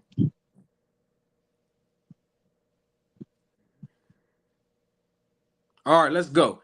Terrence Best Videos. I've been being criticized from July 2022 on YSM Sports Media's channel when I first conducted an interview with him. I'm still being criticized over a year later by majority of Terrence Bar Crawford fans. Terrence Crawford won the fight against Spence. I'm still getting criticized. Everybody is saying that I owe this man, not everybody, let me not do that. Not the Road to Tape film crew members, but other people are saying I owe Terence Crawford an apology. You are a Terence Crawford fan. What you have to say about it, sir? Oh well, of course you owe him an apology. I mean, What have I been saying the whole time? And the Buck Crawford fans been saying the whole time that this man was not ducking Errol Spence. We told you that what the Espinosa say, that they sent, that many of the things that Crawford was asking for, they never got back to him. So, and Floyd Mayweather said the fight wasn't happening. So that's what you owe him an apology for being a part of that bandwagon that was sitting there trying to make a narrative that this man was ducking Errol Spence. When we told you over and over, the man had no reason to duck Spence. He went backstage and confronted this man. You remember that? And I told you, why in the hell would he duck him if he's going backstage about 140 pounds, soaking wet at that time, and standing face to face to that man, calling him out? But you were a part of that, Marty. You never came out and said there's no way he ducking him. You were a part of that. So you need to apologize. That's it. That's all you need to apologize for. That's about it, buddy. You done? Yeah, I'm done. Good. I have a question. Huh? Okay. I have a question for you, Terence Best Videos. And this is what I like about you, Terence. You are an honest person. You do tell the truth. Did you hear Terence Crawford? Did he run? What the heck? I was sanitizing my hands. What happened? I know Best Videos ain't just do that. Hey man, Best Videos ain't. I know something must happen with his phone, man. Cause he usually don't do. Best Videos. I know he ain't do that, man. I know he ain't do, because some Best Videos don't run. I've seen Best Videos on my own panel and other panels, and it'd be like him against 7 people. But the link is back in the chat. My mic messed up. Dang, what's going on? See, this is the second time StreamYard is a part of the conspiracy too now. I'm ready to talk to the people, man. My mic not working. StreamYard, they not putting respect on my mic. Good for read. All right. Oh, his phone died. That's that Boost Mobile. I told Terence Best Video that he need to apologize to me because I keep trying to make sure his phone work. Terence Buck Crawford fans be having that Boost Mobile. That Boost Mobile. I don't know what's going on with the phone. My goodness. That Boost Mobile done messed this thing up. My gosh. I was ready to ask that man up. Y'all see, listen, man. Y'all know when I do certain mannerisms what's happening. I put my head down, do my facial expressions. Y'all be seeing what type time I be on. Yes. Well, while he's not here, let me let the cat out of the bag on something real quick, right?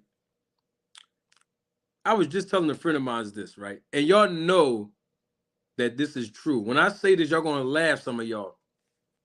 So here's the thing, right? If I start talking from a manager's perspective, like I always do, oh man, I was just about to tell y'all something. All right, he's back. Awesome. Awesome. Terence Best Videos, you good now?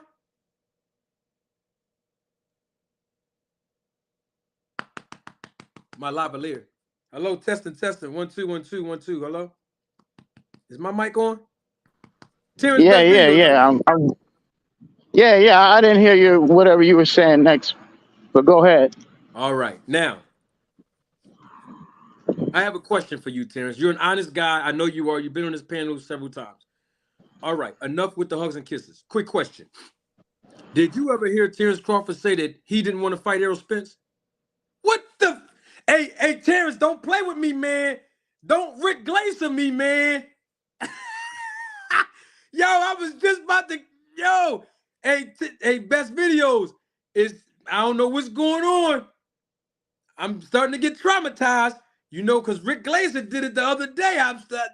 Take me to other places, man. What's going on with this phone, man? What's going on with the Boost Mobile, bruh?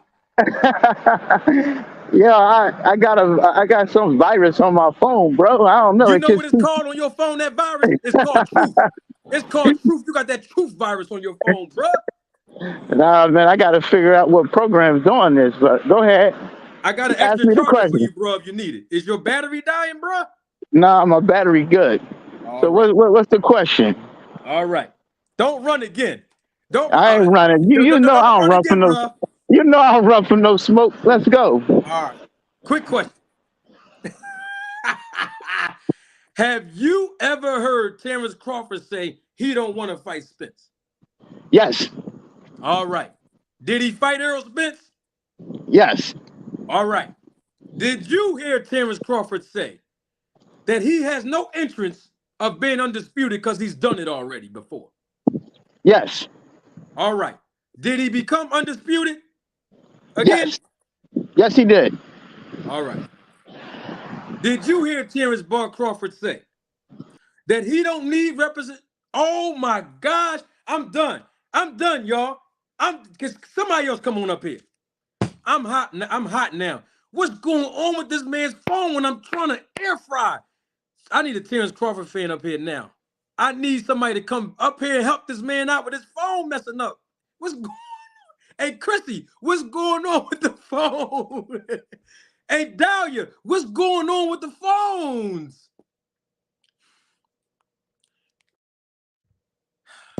Gosh. Best videos. Yeah, yeah. Keep going. Keep going.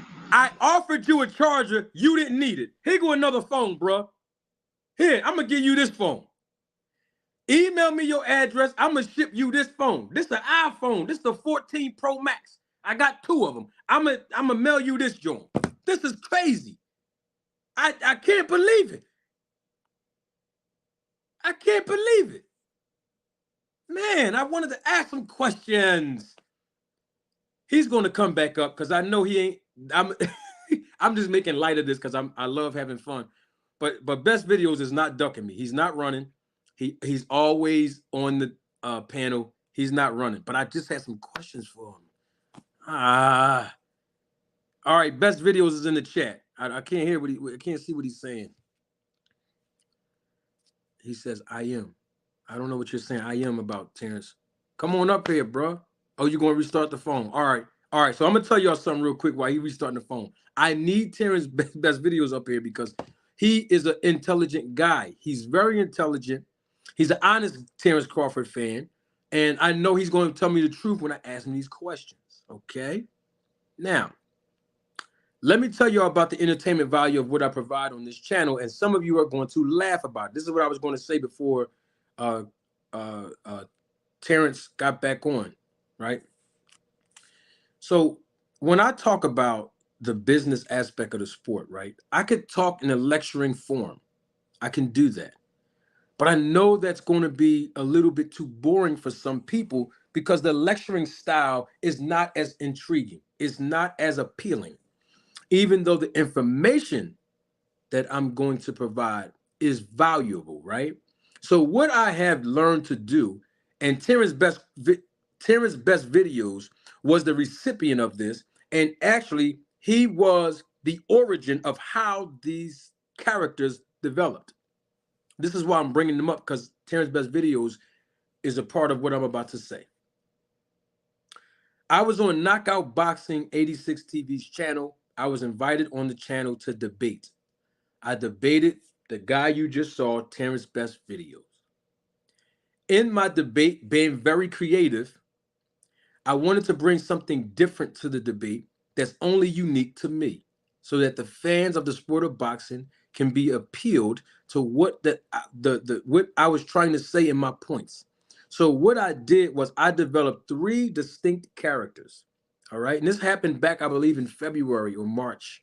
Maybe it was January, but it was either January or February. When I went out to Atlanta, Georgia, I was on live.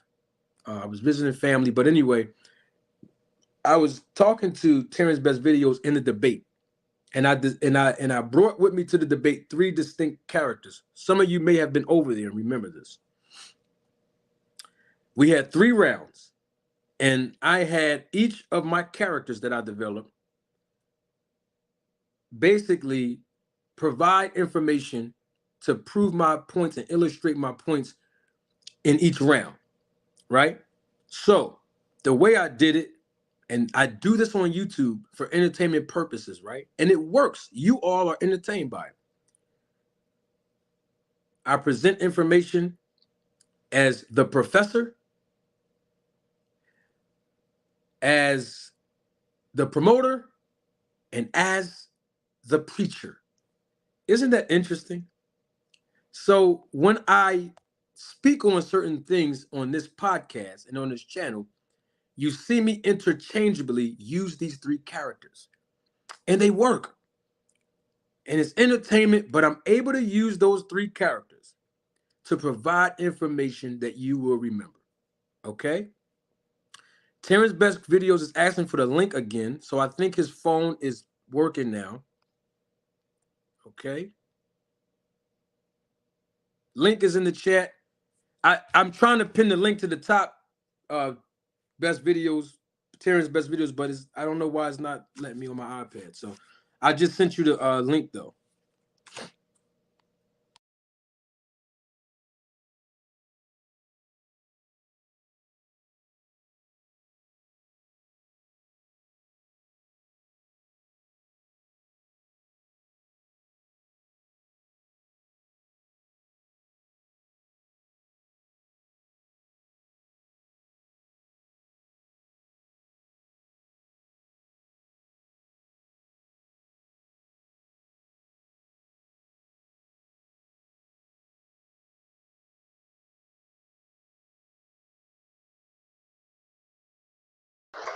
Hello? Can you hear me? All right, we can hear you loud and clear. All right, is you good now, bro? Man, hurry up before this phone does it again. Go ahead. Go ahead. All So I right. answered yes. I answered yes to all of those. Go ahead. All right, so you answered yes that Terence Crawford said that he didn't want to fight Spence. You said yes. I asked you, did he fight him? You said yes. I asked you, did Terence Crawford say that he did not care about being undisputed anymore? You said I yes. said yes. And right. Then I asked you, did he become undisputed? You said Yes. yes. I was hmm going to ask you, did you hear Terence Bart Crawford say he doesn't need representation? He talked to the big wigs himself when he sit at the table with these high-level individuals, and he talked directly with Al Heyman to secure this fight. You heard him say that in IG Live, right? Yes. Yes. Did he hmm get representation in Ish Henson to help him secure this fight with Errol Spence? Yes or no? I believe so. I'm not arguing that point though, Marty. Okay, so I'm now not. I'm not asking you to apologize for that. I know you're not. I'm Okay. setting the Okay. foundation here. I'll All take it right. from All here. right. Now, you Yeah. answered yes to the fact that Crawford said he didn't want to fight Spence. You answered yes to the fact that Crawford publicly said he did not want to become undisputed champion. He's done it already when he was on Katie Abdul's podcast. And you also said yes that you heard Crawford say he don't need representation. He talked to the big wigs, the big times, the big people that make basically big decisions and push buttons in this business. He talked directly to them without any representation. You agreed that you heard him say all of those things, and Absolutely. right. And on top of that, but he did the very exact opposite of everything you said that he said. You said yes to both questions every time. So my point is that Terence Crawford has been contradicting himself before this fight happened. You would agree with that, right? I would say no, and then I would have to explain to you why I don't think it's a contradiction. I just asked you, did Crawford say he didn't want to fight Spence? I You just said answered yes, all and your. he fought him. But I answered all of your questions. Yes, but I have to explain why I don't think it's a contradiction. You can't just say that because he's saying something different at different points in time is a contradiction unless you let me explain. Can Bruh, I get if you let me explain? I will let you explain. I Okay. just want to I will let you explain. I just want to let the audience know when a person say they're going to do something or they're not going to do something and their actions do something different, that is a contradiction. Okay, go ahead and explain. All right. So when every single time that Bud said he didn't want to fight, the boy was frustrated. The boy was calling this man out. This man is in public saying 60-40 instead of calling him behind closed doors and trying to make him look bad, saying 60 like he's the better fighter, he's the A side. If you really wanted to fight, you wouldn't have been saying 60-40. What Who? the Errol Wait. Let me. I want to catch the audience up to speed. If who wanted to fight, they wouldn't say 60. Errol Spence, if he wanted to fight, he would have negotiated behind closed doors like he negotiated with everybody else besides Bud Crawford. He never did. He never said 60-40 to any other fighter. Did he, Did, Marty? wait a minute. Did Errol Spence say that to Crawford, or you just saying it? Do we have public record of that? He said it, 60-40. What are you talking about, Marty? I'm just Everybody in the chat. If you agree that he said that, press one. Everybody hold in the on. chat. Let's see if they Hold, honest. hold on, best videos. Let me Yeah, say something here, and I yeah. wish the other guy would have said this to Bill Haney. I told the chat what to do, brother. I got this. This is my show, brother. I got the chat. Now All right, all I want to ask the chat a question. If somebody says something and they do something different, is that a contradiction? Let's do yes, press one, or no, press two. I got it from here. I got it. Let's see what the chat say on that. right. All right, listen, Marty. Okay, Oh, here's okay. a So they Marty. said one.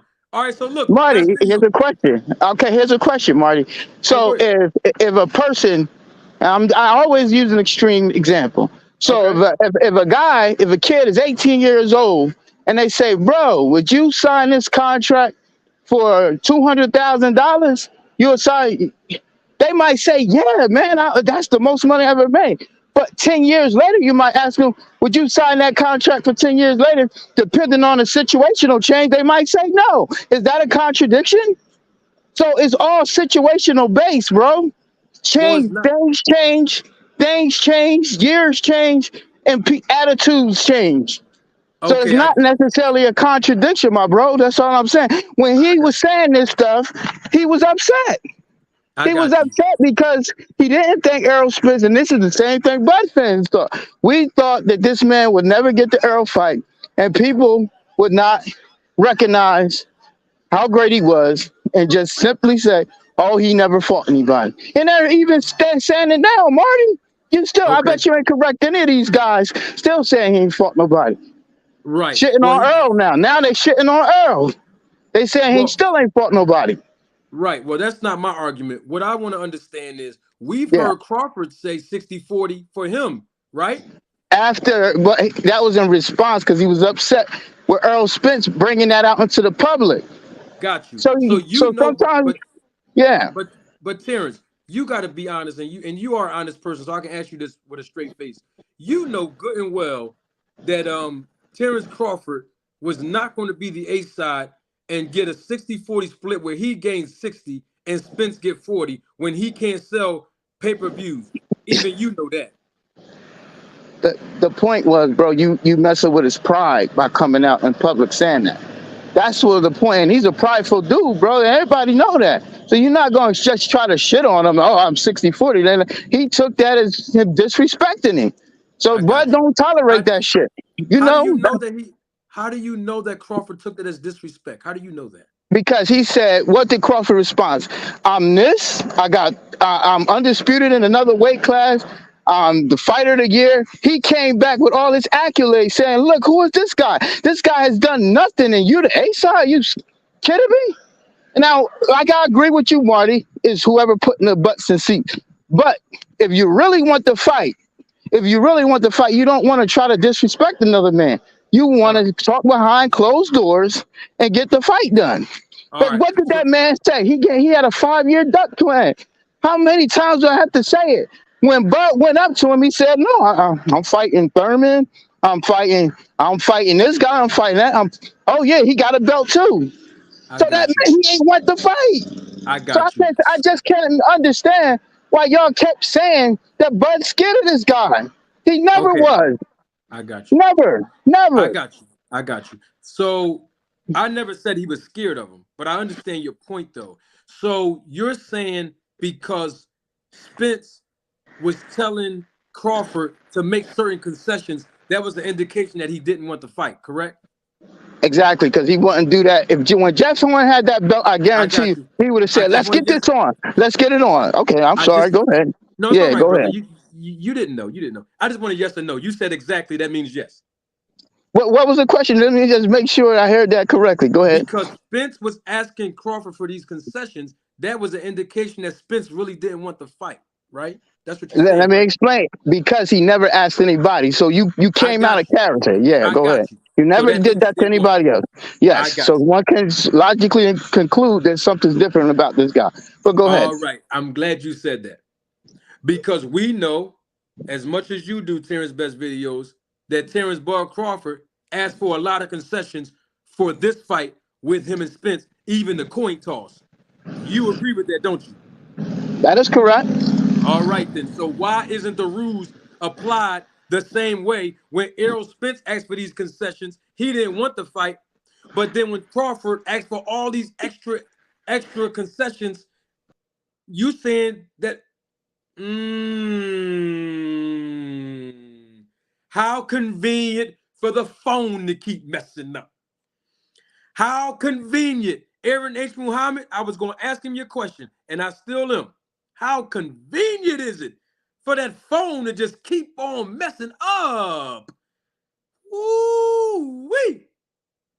So if Errol Spence asked Bud Crawford for concessions, that means Errol Spence didn't want the fight. But when Crawford asked for these astronomical, unreasonable concessions to Spence, Spence gave in to those demands and concessions and made the fight happen. That doesn't sound right to me. Man, oh man. All right. I see what's going on. Taco, you want to come on up? Come on up, Taco. Come on up. I ain't ducking nobody. I just want to make sure that I give, Terrence Crawford, not Terrence Crawford, Terrence Best Videos, his opportunity because he wasn't here. Marty, you was Taco, you're pump faking. here. Marty, you was pump faking. For one, you trying to bring up old stuff that they talked about way before the fight was then going to be announced. For one, Espinosa, y'all was saying that Bud was ducking, right? Y'all said he ducked the first negotiations. Espinosa, who's actually in the negotiations, right?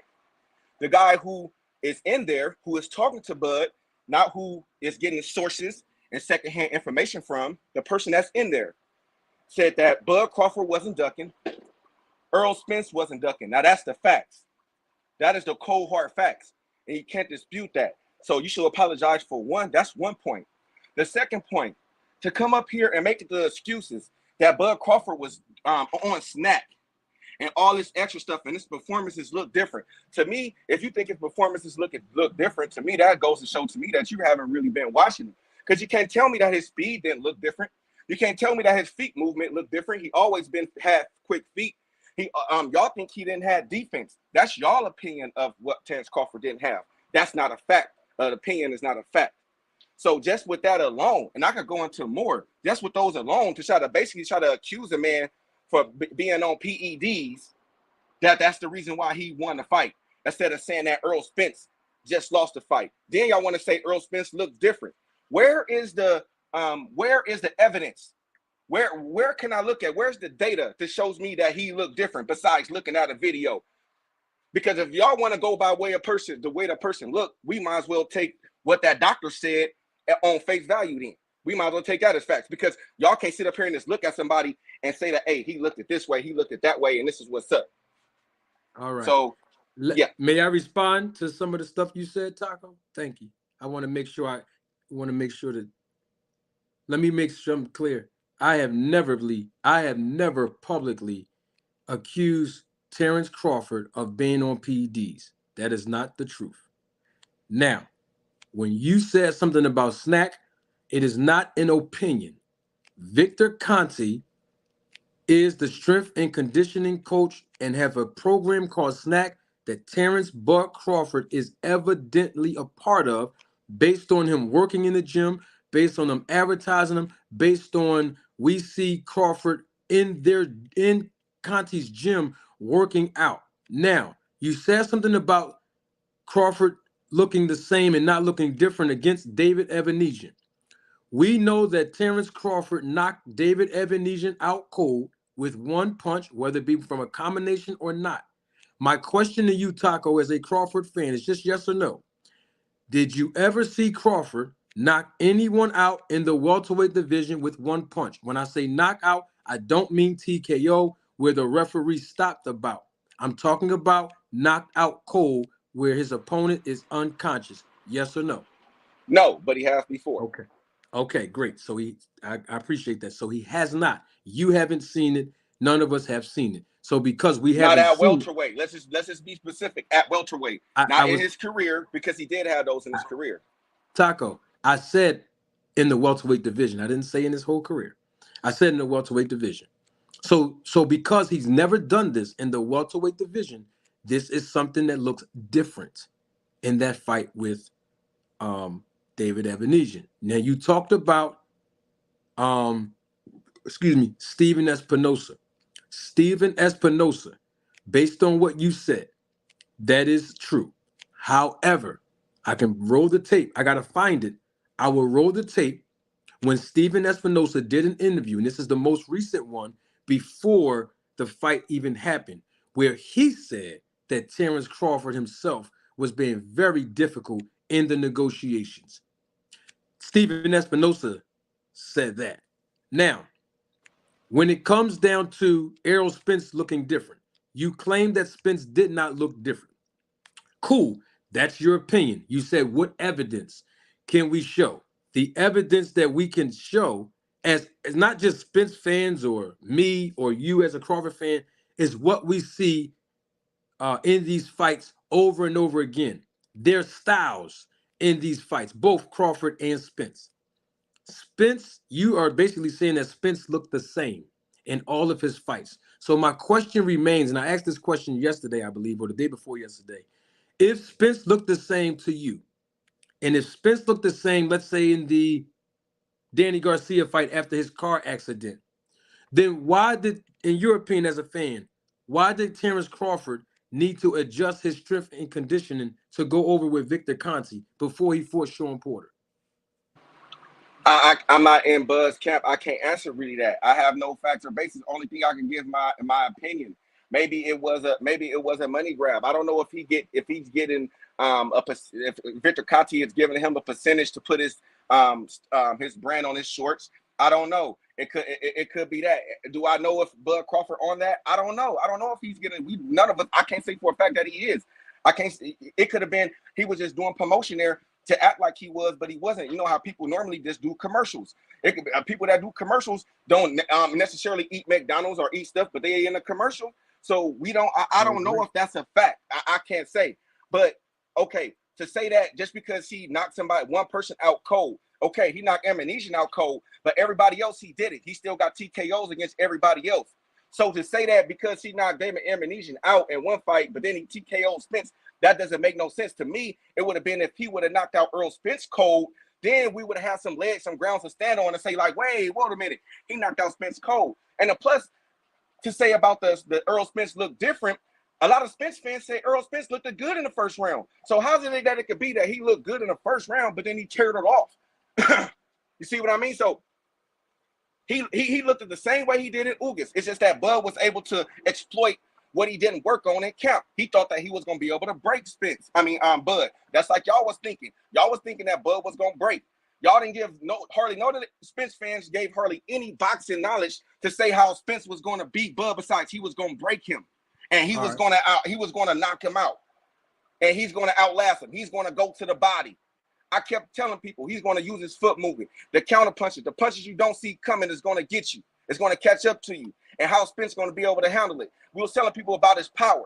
Bud got power. He don't got that much power. Okay, but why he TK'd on everybody? Oh, look who they are. Look at the caliber of those opponents. So at the end of the day, Bud did his thing, and just give him the respect. If you just can't give him the respect, and then all the stuff you was doing about making videos about Bud, because we know mostly people videos on YouTube that's against Crawford, they highest rated videos is that are about Crawford. So just that alone and being wrong in your prediction, for sure, it should warrant an apology, straight up. And that's just the truth, bro. I got you. I got a question for that though. Have you ever who did you think was going to win between Lomachenko and Devin Haney? I had Devin Haney. In the beginning. Yeah, right? I had Devin Haney. All the way because I just thought Devin Haney was a bigger fighter. But then what kind of lightweight made me, I leaned a little bit towards Lomachenko, and it was going to be a big fight because Devin Haney pushed Lomachenko, and there was no cause for that. And when you push a OG like that, and you challenge an OG, like to me, he down there woke Lomachenko up with that. So I was like, why he even do that? It was no need for that. And I think that was something personal that Lomachenko came, and I think that I can't say that it was for a fact. Just my opinion. I think that gave Lomachenko an extra motivation. You know what I'm saying? Yeah. But so you thought Tank was going to beat Ryan Garcia too, then, right? Yeah, I actually, I'm gonna be real. I was going for Ryan. I was biased against. I didn't like Tank. I didn't like Tank. I was going for Ryan, but my boxing mind told me that Tank was gonna win. But I was rooting for Ryan. I'm gonna be real. I was rooting for Ryan. All right, so you were rooting for Ryan Garcia, right? Did you my boxing mind, no. My boxing mind kind of felt like, you know what I mean. You know. Yeah, I do. Yeah, I know. I have a boxing mind too, but I don't get credit for mine. I don't get credit for my boxing mind, but I'm gonna give you credit for yours. So you thought that Ryan Garcia was going to beat Tank.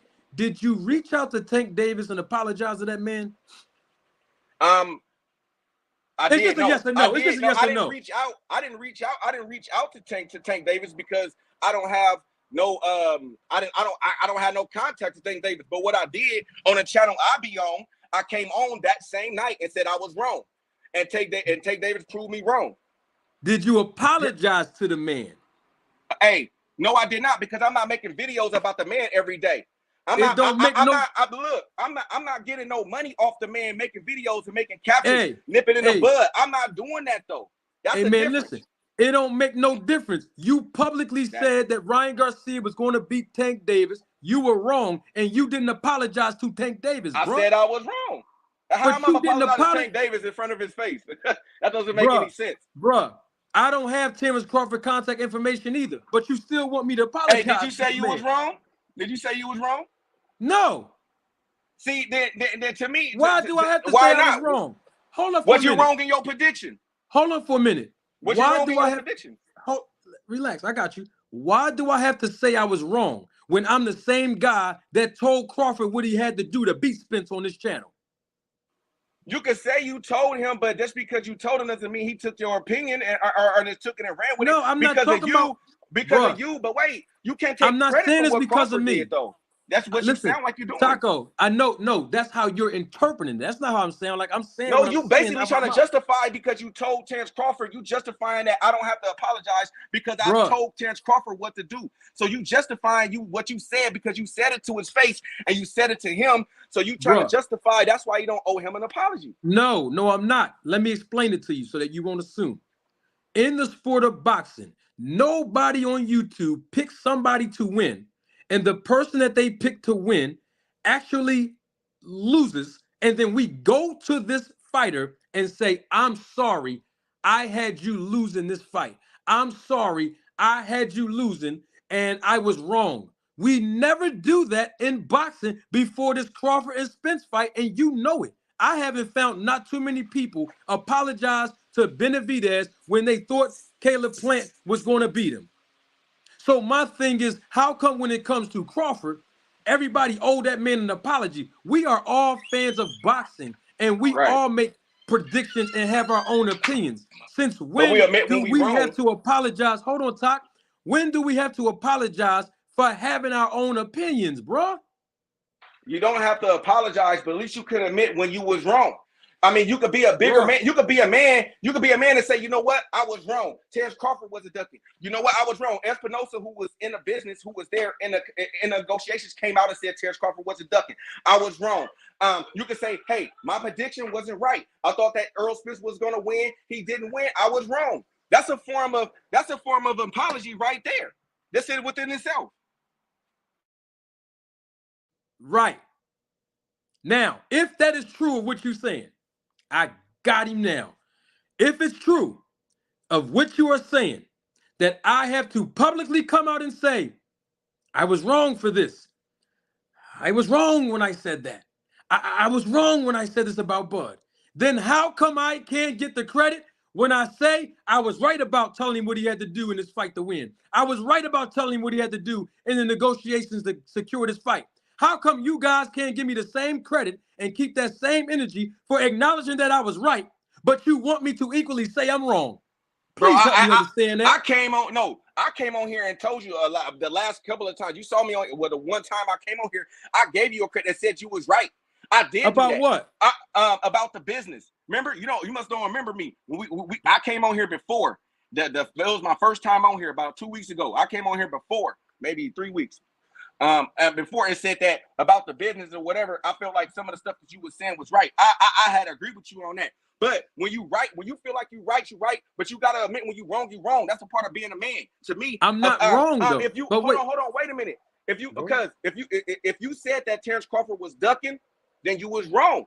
That's his pure point. You have no evidence to say that you are right, because Espinosa, who in the negotiations said that Terence Crawford wasn't ducking. And yes, he said that he was being difficult in negotiations, but he never said he was ducking. He never said that, oh, Bud did not want this fight. He never said that. So at least saying that, you know what? Hey, I gave Terence Crawford information of what he did to make the fight. Granted, yes, but you know what? I was wrong in saying that he was ducking. I was wrong in my prediction when thinking that Earl Spence was going to win. That ain't nothing wrong with that. Y'all don't even hold nobody else to these standards, Taco. When Stephen A. Smith say the Dallas Cowboys going to lose to this team, the Dallas Cowboys beat that team. Nobody didn't tell Stephen A. Smith he had to apologize.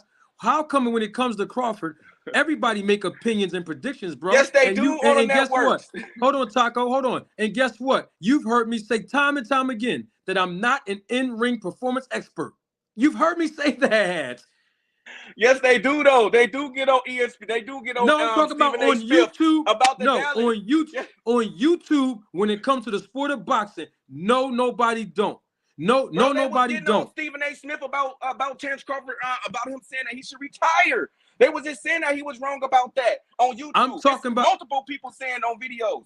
Dallas Cowboy fans, a lot of people probably don't research that like that, but I'm pretty sure it's Dallas Cowboy fans that be saying stuff to Stephen A. that he should say that he was wrong because he thought Dallas Cowboys wasn't going to have the record that they have.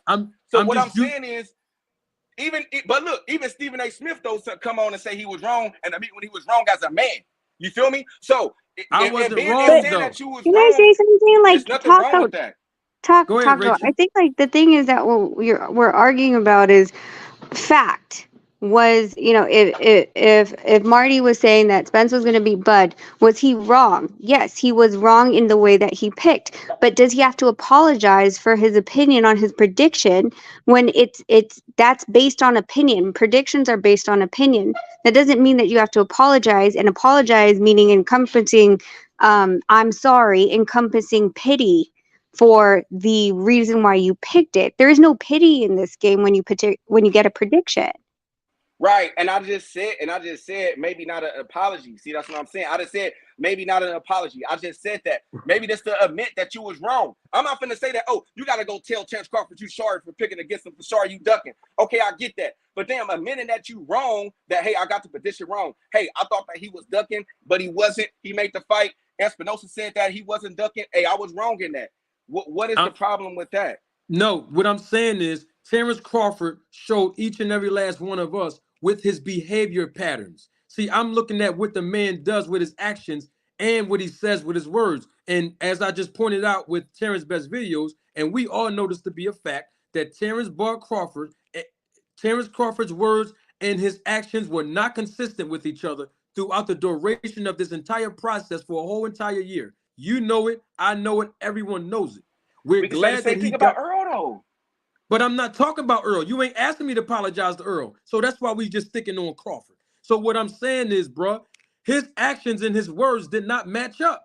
And you know it to be true, brother. You know it, Taco. Okay, so you justifying, so basically you justifying you not saying you wrong because of Crawford saying miscellaneous things that you took on face value. So because he said these things, I'm not going to admit that I'm wrong. Basically, that's what you're saying. Bro, that's kind of like what it sounds like to me. Taco. Because he said those things in the past, bro. Like, Taco. And plus, this was the first negotiations in the last year was the actually first negotiations, to be real. Because Earl Spence said that he was going to do what he wanted to do and clean up his side of the street. Taco, let me ask you this. Terence Crawford said in a recent interview, he said, I was wrong about this whole hedge fund thing, right? He said that. But when he was talking on November of 2022 in his IG Live, he was talking like he understood the concept of hedge funds, which Rachel does a great job explaining how it works. But Terence Crawford was so adamant about it. And I heard all these Terence Crawford fans, even on my channel, say he offered 25 million to Spence and Spence turned it down, talking about the back end. They were criticizing me, criticizing Rachel, criticizing Spence for this whole hedge fund thing. And now Crawford comes out and says, well, they got to get paid first before we get paid. So that didn't make sense when I was saying it. But if it didn't make sense when he was saying it then, but he comes out and say it made sense. If he comes out and say now that it didn't make sense, why aren't you going to Crawford saying, Crawford, you owe Spence an apology because you got the public thinking that he turned down 25 million that you had in the bag? He said, oh, for one, you know what? As a man, he came out and said that he was wrong in that.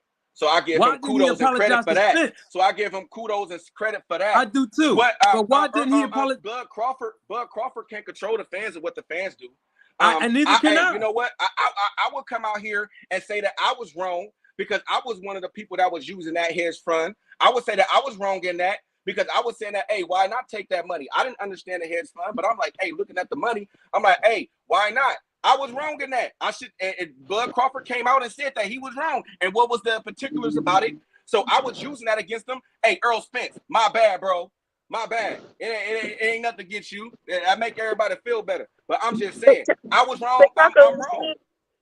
See, like I appreciate that you're saying you're wrong. Not that I need it. I don't know if Marty needs it. I but don't. I don't need it because honestly, like, I mean, as far as I can speak for myself, and I feel like Marty's in the same position.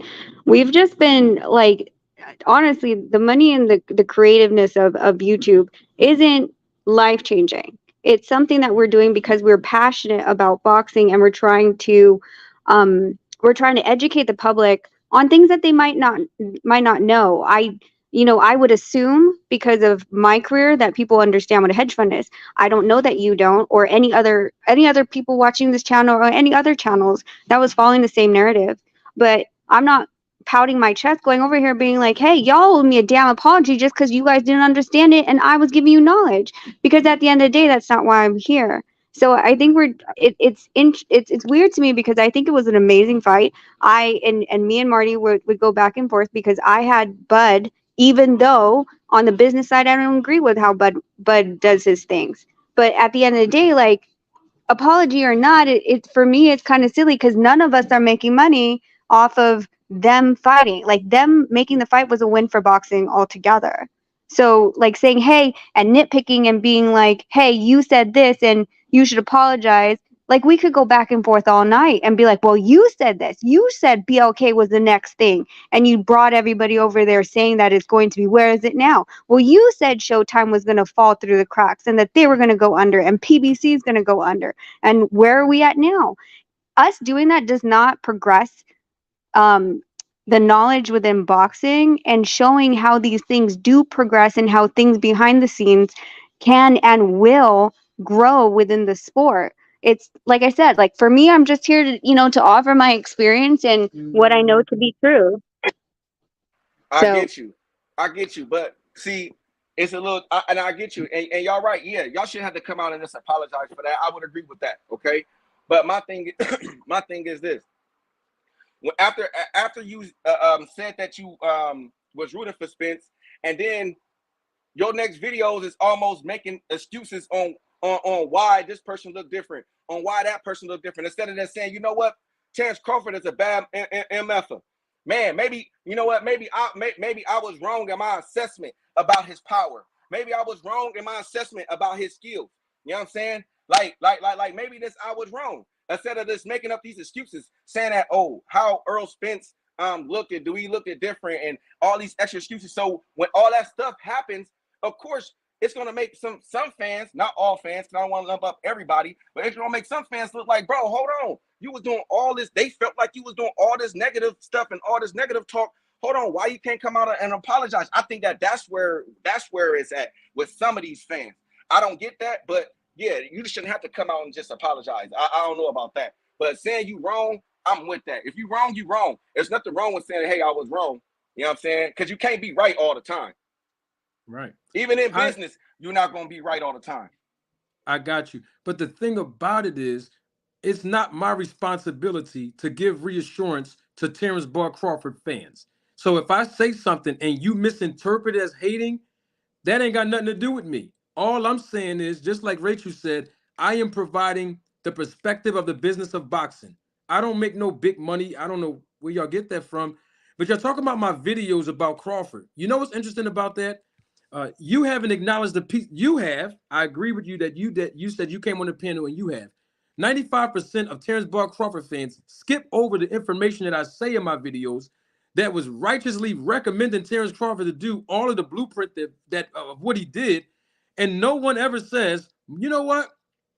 Even though initially I thought you were hating on Crawford, I see the things that you were saying came into fruition. I'm not asking for validation. I'm not asking for an apology. But if you're going to hold my feet to the fire, to the standard of me coming out saying, hey, I was wrong, then you have to use that same standard against me to say when I was right. And because Terence Crawford fans do not do that, how can you expect me to come out and say I was wrong because I thought that Spence was I going to did that. win? I did Huh? that, and you said I did that, and you said that you had numerous of friends that you were trying to call earlier, right? I That did. probably felt that, but that probably felt that same way. I don't know how they felt. I don't, you talk to them more than me, but I would think that they probably felt the same way that I did, and they respected your opinion. So No, we they can't say didn't. all. Oh, I don't. Well, I don't know. No, Well, most I of can't Crawford. speak for. No. Most of Crawford fans did not respect the things I was saying. That's Oh, why you see, well, interpreted it that's as I'm them. hating on What? him. Well, that's them. That's them. I can't lump myself into everybody else because I'm not finna No, sit I up get here you. and just apologize for my opinion. I would admit that I'm wrong, but I'm not finna go up here on a, I'm sorry. I'm so snot. Ain't none of that. You feel me? Well, So, what is and an I'm above apology to Crawford fans. you? Isn't an apology? I'm sorry. Isn't that an apology though? Saying I'm Um, sorry. um, Basically, I mean, I think admitting that you wrong could be a form of apology in a sense. Um, you know what I'm saying? That could be admitting. You know what I mean? It just depends on the situation. But Let me like ask you admitting this: that. you've heard other people on channels say things about Crawford that I never said. Like for instance, gave Crawford his own pet name. You've heard that. People have Oh talked yeah, about. disrespectful names. No, I don't think that you was as disrespectful as those hold other on. guys. I No, you got you. wasn't. I And I will give you credit for that because you wasn't as nasty as those other guys, and that was very disrespectful, Yeah, I'm very not highly pointing. disrespectful. Right. I'm cool. I'm not pointing out what nobody did. I'm just telling you what I didn't do.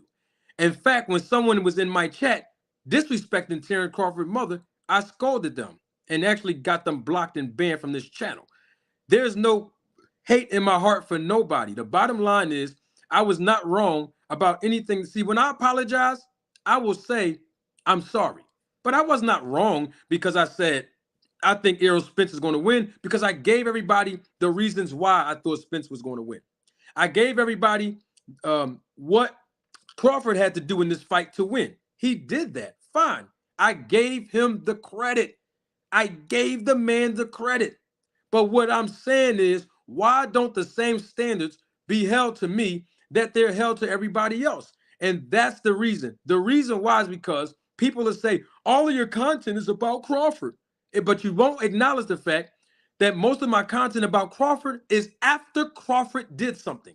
I did not ever come out of the blue and just say anything about Crawford when he didn't do nothing. You can go back and look at my channel. You will discover that every time Crawford did an interview, I did a reaction video to interpret what he was saying. Every time. Every single time that man did an And interview Marty, where he contradicted himself, I did a reaction video to interpret it in a business language for the fans to understand. That's facts. Hey, you know everybody ain't nobody gonna understand that business acumen that you that ain't trying got to nothing to bring do to with it. me. But Just like hold on, and it's not a knock. I'm not doing this as a knock against you, right? Like I'm really gonna I'm trying to big you up, but like everybody not gonna really understand the way you coming from, right?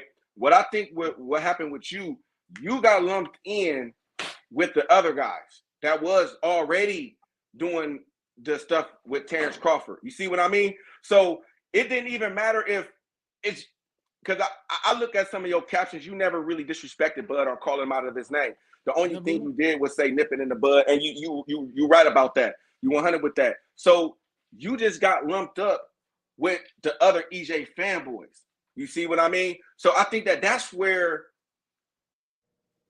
you get the most of your hate, and I don't understand why. You know what I'm saying? But hey, that's everybody else's opinion. But Taco, Crawford fans lumped me in that. I didn't lump myself in none of this. They say you did. No.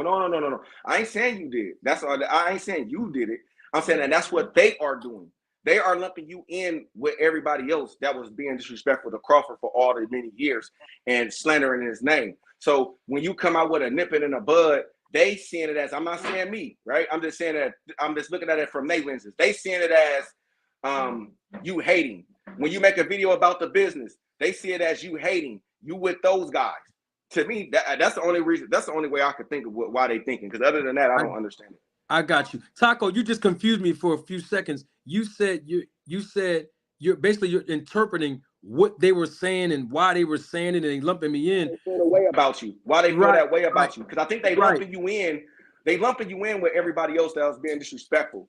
Right, I got you. But you said a few minutes before that you're not speaking for them. You're only speaking for you. But now you're speaking for them now. I'm giving you my opinion on what I think what they are doing and how they coming at you and what they are saying.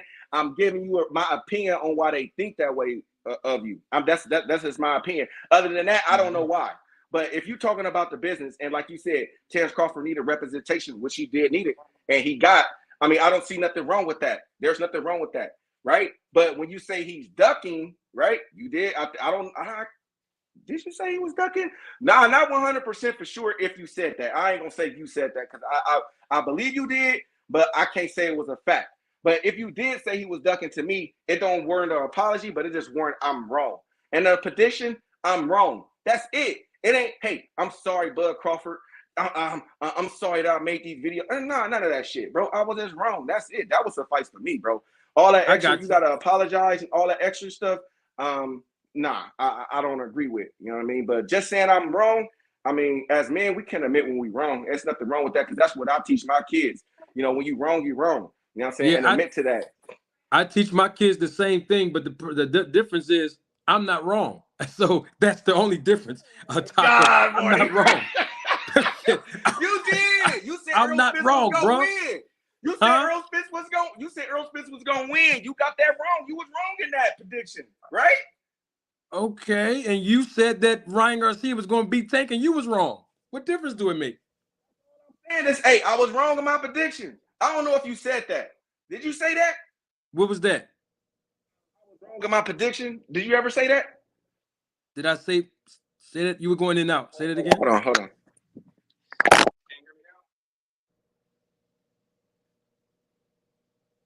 You sound low.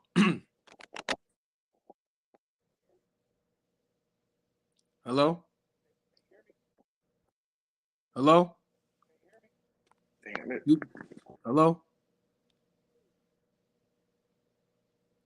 I don't know what's going on with Taco's phone. Yeah, I didn't do nothing wrong though. See, that's the whole thing. I'm gonna let y'all go too because we've been on here for a long time. But salute to my guy, Mark Nash. Mark Nash was at the fight.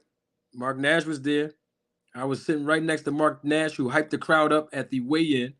Had a good time, Mark. It was a pleasure meeting you, brother. Thank you for joining the podcast. I wasn't wrong about anything I said about what Crawford needed to do as far as the business side outside the ring. So that's why I'm not going to come out here and say I apologize, because Crawford did everything that manager Marty told him he had to do.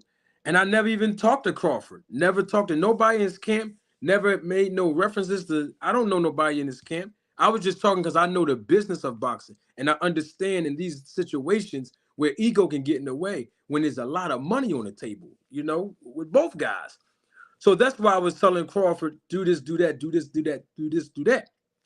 If you listen to Crawford's interviews today, Crawford makes more sense in his interviews today after the fight than he did before the fight, because Crawford probably didn't understand so much about the business part if he was trying to represent himself or do things on his own to make certain demands.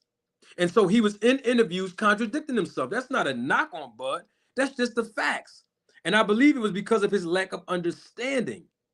And that's why I extended an offer of education to Bud Crawford through YouTube, even though the way I was presenting it, it was a little bit aggressive. You know, but Bud from the street, I'm from the street. Bud know that wasn't personal. But all I'm basically saying is Bud Crawford never even once said he had a problem with anything I said on none of his social media accounts. But Bud Crawford's fans is talking more than him. That's all I'm saying. I mean, the reason why I'm saying Bud didn't say that on his social media platform, because he did mention 2 other content creators' name on Twitter, I think. You know what I mean? So Crawford, if Bud Crawford or people in his camp or anybody that knows Crawford, right? I don't think they watch my videos. I don't know. But I'm just saying, let's say they listen to the things I said about Bud before this fight, right? They'll even say, if they really listen and they love Crawford and they really support him, they would listen and say, damn, man, Jamari, that guy, man, Jamari, yeah, that do kind of make sense. Because you know why? I did make a lot of sense. But for a whole year on YouTube, from YSM's Sports Media's first interview with me all the way to today, Terence Bud Crawford fans have kept their foot on my neck. And all I did was graciously give you a platform called Nip It in the Bud. I've extended my audience to you. And all you did was spit in my face. Not all of the audience, not all of the Crawford fans that came on my panel. No, the people that came on my panel as Crawford fans, highly respectful for the most part. I'm talking about in my chat, in my comment section, calling me names, all kind of stuff. You know what I mean? But you won't find one video where I said anything negative about Crawford. You won't find one video where I called him names, where I've insulted the guy, where I did anything that was going to harm him in any way, shape, or form socially. So what am I wrong about? You see what I'm saying? What it is people just mad because all the videos that I made were reaction videos. You see, I never seen a content creator get criticized for reacting to something that happened in boxing for a fighter. Everybody else do reaction videos on fighters, but it's because it was Terence Crawford. You see, if Errol Spence would have did the same thing that Crawford was doing before this fight, and I said it, oh, Crawford fans wouldn't be, hey, man, Marty, you doing a lot of videos on Spence. Nope, they'll be like, yep, you're right, man, Jamarty. That's right. Okay, then. So it's the same thing. I mean, so that's all I'm saying. You know, I didn't know you was trying to come on. A guy named AJ. AJ said he was trying to come on. That was my mistake. I didn't see you, AJ. I apologize.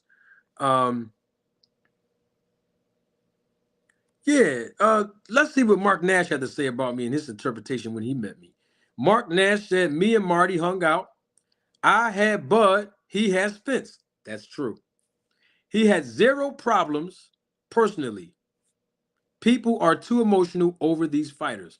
Mark Nash, I couldn't agree with you even more, sir, because I had a video that I did when I talked about people saying on YouTube, facts over feelings. But I realized in the last 7 months I've been on this channel, on my podcast and everything, right?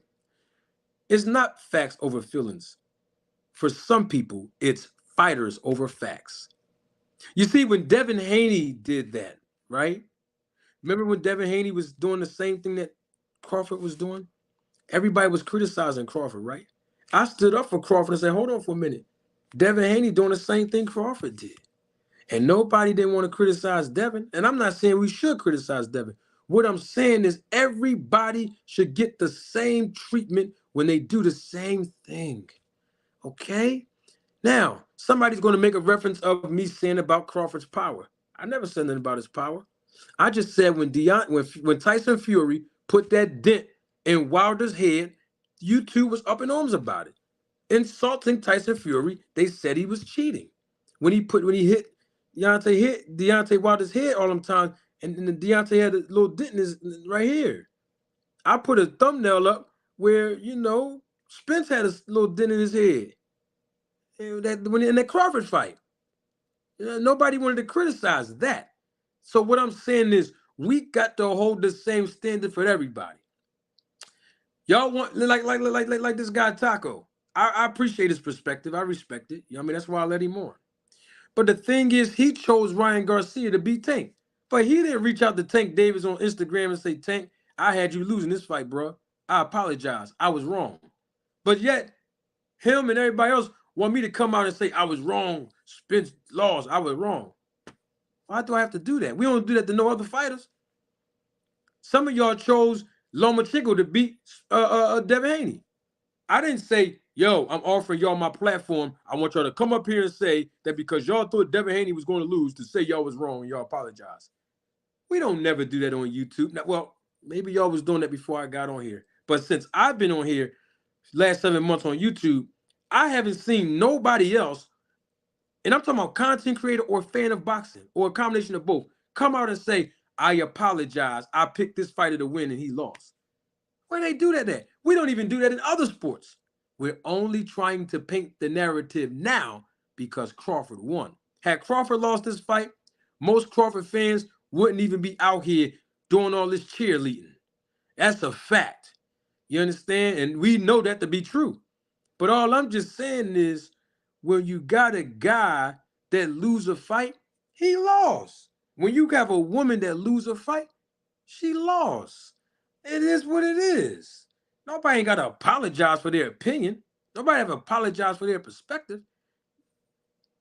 Oh, thank you, Fareed. People said, and I was one of them, that my man from my city, my man Scooter. I said Scooter, Cool Boy Steph. I said Scooter was going to beat Inoue or Inoue. I keep mispronouncing his name. You know what's funny about that? I did a whole video saying that my man Scooter, Steph, Cool Boy, he was gonna make history in Japan like Buster Douglas did. And guess what? Scooter lost. Not one Terence Bud Crawford fan came on my platform and said, Manager Marty, you said Steph was gonna win and he lost. You should apologize to him. You said Cool Boy Steph was gonna win and he lost. You should say you were wrong. Not one of y'all never came on this channel and said that. Oh, but because Crawford won and I said Spence was going to win, now the rules change? That's the issue that I'm having.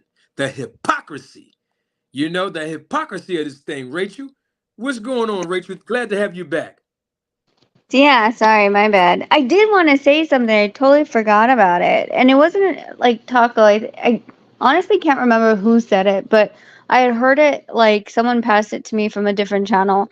And like some of these guys that are, the super, super Bud fans, after Nonito got announced that he was on the card, they're like, oh, Rachel needs to apologize and thank Bud for letting Nonito on the card. I'm like, you guys are really like that emotional about this mess, like, and they're giving more emotion to it than actually is within the business. So no, I'm not going to thank Bud didn't approve my negotiation tactics, and when I asked for what I asked for, there was no hesitation in what I asked for. Didn't have to go back and ask, if funds were needing to be approved or the people on the card or XYZ. So for me, like, it's a little bit silly. Like I said, like people going back and forth and being like, well, you need to apologize for this. Well, you need to apologize for this. It's like, how you want me to apologize for giving you knowledge that you didn't have before? In addition, if anyone's going to apologize, it should really be the people who are making something out of absolutely nothing and trying to justify it through, their idolization of a fighter. Yeah.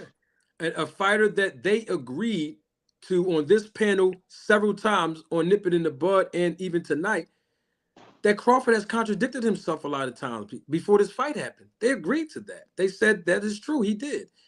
But yet they want people to apologize. Like I said, Rachel, before you came on, I said that Cool Boy Steph, a Scooter, was going to beat Inoue. He lost. Not one Crawford fan came on this panel in my chat or the comment section said, Manager Marty, you were wrong. You should apologize. Inoue beat Cool Boy Steph. But all of a sudden now, when Crawford dominates Spence. And you said that Crawford was going to win. I said that Spence was going to win. We didn't call each other Rachel and say, Rachel, you didn't say you should apologize, man, Jamarty. You was wrong. What? Where they do that at? We don't do that in business. We don't even do that No, in other. Hey, Rach, we don't even do that in other sports. exactly. Exactly.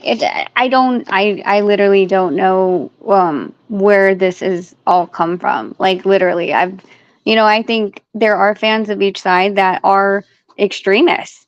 And their person can do no harm and the other person's the devil, right? Like, and I've never seen this type of blind following like this much. And it's great for Bud. He has a bunch of soldiers that will go out and do so, but knowing that these soldiers that are going out on your behalf also does hurt your credibility when they're speaking against other people without hard facts. Terrence, and I've talked to him multiple times, one of the things he always says, and the one thing I always come back at him at is he's like, he was frustrated. How do you know that? Did you ask him? You ever met Bud? I've met Bud. Have you met Bud? Have you talked to Bud? How long have you known Bud? Like, you know what I mean? Like how, I mean, even if you know Nonito, you would not be able, or me, you would not be able to know if I'm frustrated or if I'm upset or if I'm happy unless I told you I was.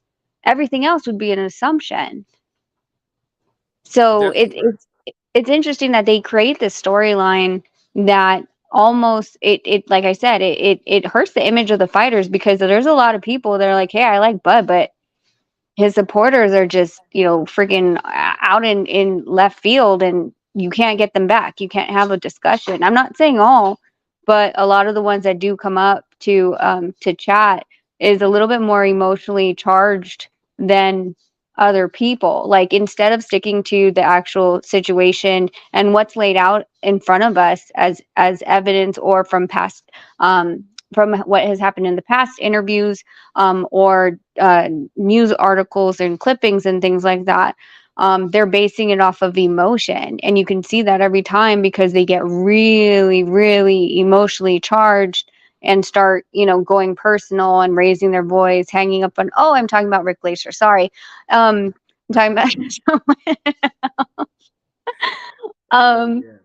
but yeah, so I mean, it's just, I'm just going to keep sticking to it. I'm only here for more so for educating because I've had to learn, just firsthand and I've fallen, I've gotten back up and will continue to do so. But the things that I've learned along the way in boxing and outside of boxing in business itself, like I will continue to give the knowledge. And if it helps you in everyday life so you can have these conversations, great. If it doesn't, then throw it out the window. But don't make silly shit on my name and say that Bud freaking, I owe Bud like a thank you for putting Nonito on the card. That wasn't his decision. Right. Totally agree. Matthew Muhammad, I meant to put up this super chat earlier, but Terrence Best Video's phone kept messing up. And I just wanted to acknowledge Aaron H. Muhammad because I don't want anyone to ever support the channel financially and not acknowledge that. So Aaron H. Muhammad, thank you for your contribution to the channel. He says Manager Marty asks Best Videos if he remembers saying that the lack of a guarantee was Bud's reason for holding up the fight. And that was a good question, Aaron, because I remember Terrence Best Videos coming on this panel repeatedly saying that the reason why this fight is being held up is because they meaning PBC or Al Heyman would not offer Terence Crawford a guarantee, and that's why he referenced the hedge fund, and of course Bud came out recently and realized that that just wasn't a good idea from the first place. And it's interesting, Rachel, you educated all of us on the protocols of a hedge fund and how that wouldn't be possible anyway. So you didn't get any credit for it. And so that's what I'm saying is like when things are right, I don't hear a lot of Crawford fans coming saying you were right. But yet when they're right over a perspective, really was an opinion, we have to bow down and say we were wrong. That makes absolutely no sense to me. Well, that and I did hear like the word duck going around a bunch. And I'm gonna be honest, I can't catch all your lives, and I'll replay a lot of them, but I can't watch all of them. And I don't believe I've heard that out of your mouth. But when we're emotionally charged and we can't think straight, the words that come is like, for example, he didn't fight he didn't fight Spence. He fought Abernesian. Oh, so you're calling him a duck? No, it didn't say that. It's just an actual fact that he fought Abernesian and he didn't fight Spence. And I know I never call a fighter duck. I don't like that term because to be in that ring itself is really dangerous and hard. I don't feel like people just walk off the street and say, "Hey, you know what? Today I'm a librarian. Today I want to box." Like it's not a thing. So I don't like calling fighters that at the end of the day because there's so many things, especially with business, with the promoters, moving people the way that they do. It's not always in your control. So I will never call a fighter a duck, like at the end of the day. But you're right. Like, yeah, we're not going to get the credit. I mean, for damn sure I'm not. But I mean, like I said, I don't really care. Like it's if people can use the word hedge fund in a proper sentence now, I'm really happy. Good. Now you understand. So when someone tries to scam you, and I'm using air quotes, and says, "Oh, I'm with a hedge fund that will fund your project for $5 million. Give me your bank account," and you hand it over, or you think about it, and you're like, "Wait, Rachel said," then at least you'd be knowledgeable about what a hedge fund is. And if you have enough money to put into a hedge fund to grow your investment portfolio, great. Now you know what they're supposed to do with your money, and they're not just going to go gamble it on a fight, that they have never been in as far as business before and know how to recoup the ROI in the less risk possible. Yep. That's just the concept of business. Gregory Quarterbaum, our favorite Terrence Crawford fan, Rachel, he's here. He just gave a super chat. Thank you so much, Greg. As always, Mr. Greg, man. Salute to you. Thank you for your support. Gregory says, Manager Marty, no apologies needed. Salute to Miss Rachel. Oh, I love Greg. That was that one that we had a conversation with, and it was very calm. He wasn't overexcited, and we just Yes. had a conversation, right? Yeah, I love him. He's great to talk to. Yes, he is. He was on this panel yesterday. Just a great older man who has a lot of wisdom, and we respect Greg on this channel. And Greg knows that we support him as well. And the great thing about this is we all come together, even if we thought that Spence was going to win, even if we thought Crawford was going to win. It don't matter. We all come together because of the love that we have for the sport of boxing, and that's why we do our Town Watch check-in. And speaking of coming together, I was still waiting for Taco because I had some questions for him, but I guess he had Boost Mobile too because he haven't returned yet. It's amazing to me. Rachel, I'll let you get 30 seconds or a minute or however many minutes you want. I don't have no time limit on you, Rach. I'm about to close the show out. What you got for your last words, Rach? Um, y'all be nice to each other. I mean, listen, like I think that it's a super hyper emotional world we're in. Not just in boxing, in the world in general. Like y'all just pick what's going to make you grow and move on. Like I think it's people are just so stuck in A being right and B like, oh, you owe me an apology. Everyone getting so easily offended. I think it's ruining the vibe of your personal growth. So do what makes you happy. Blessings to everyone. I hope everyone's having the safe end of summer, um and I guess I'll catch you guys on the next one. Until then. Thank you, Rachel. Salute to you and my guy, Nito. Always a pleasure you coming on. And that's how we're going to end this whole segment on the words of Rachel Donaire.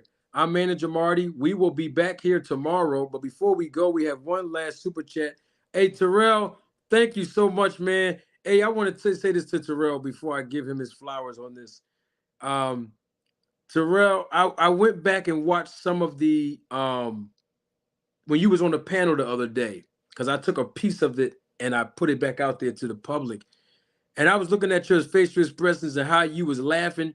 You saw me setting up motorsports and you was smiling ear to ear because you saw how I was setting him up with the 1-2 punch with my questioning.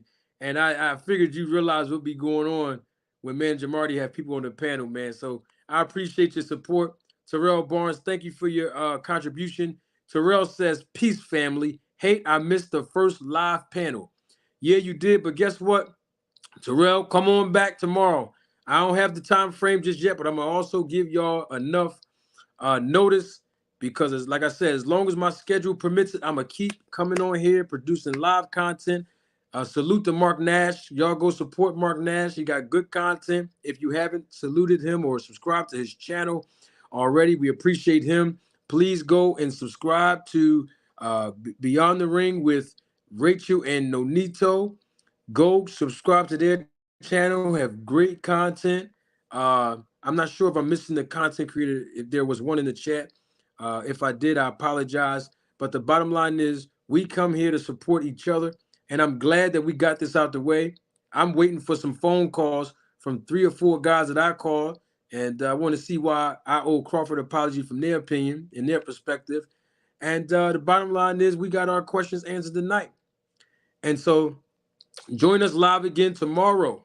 Come right back here tomorrow for another episode of Roll the Tape Podcast with Manager Marty. I thank you for investing your time. I always say I'm not going to hold y'all long. And here we are looking up, and it's almost 3 hours. My goodness. I have so much fun with y'all. Even in the chat, I love this stuff. And I'm sure you all do as well. And I hope, even outside of the entertainment part, I'm going to get a little serious now, right? I hope seriously that you all have learned one thing about the sport and or the business of boxing that you did not know before you encountered this channel. Please subscribe to this channel. Share this video. All right. Share the content. Let people see what we're doing over here. We have a unique platform over here that's very creative and not like any other. And we provide the business of boxing. And we also provide some insight on the sport of boxing to educate you and give you some entertainment. I'm Manager Marty. Till tomorrow. Oh, and I have to leave.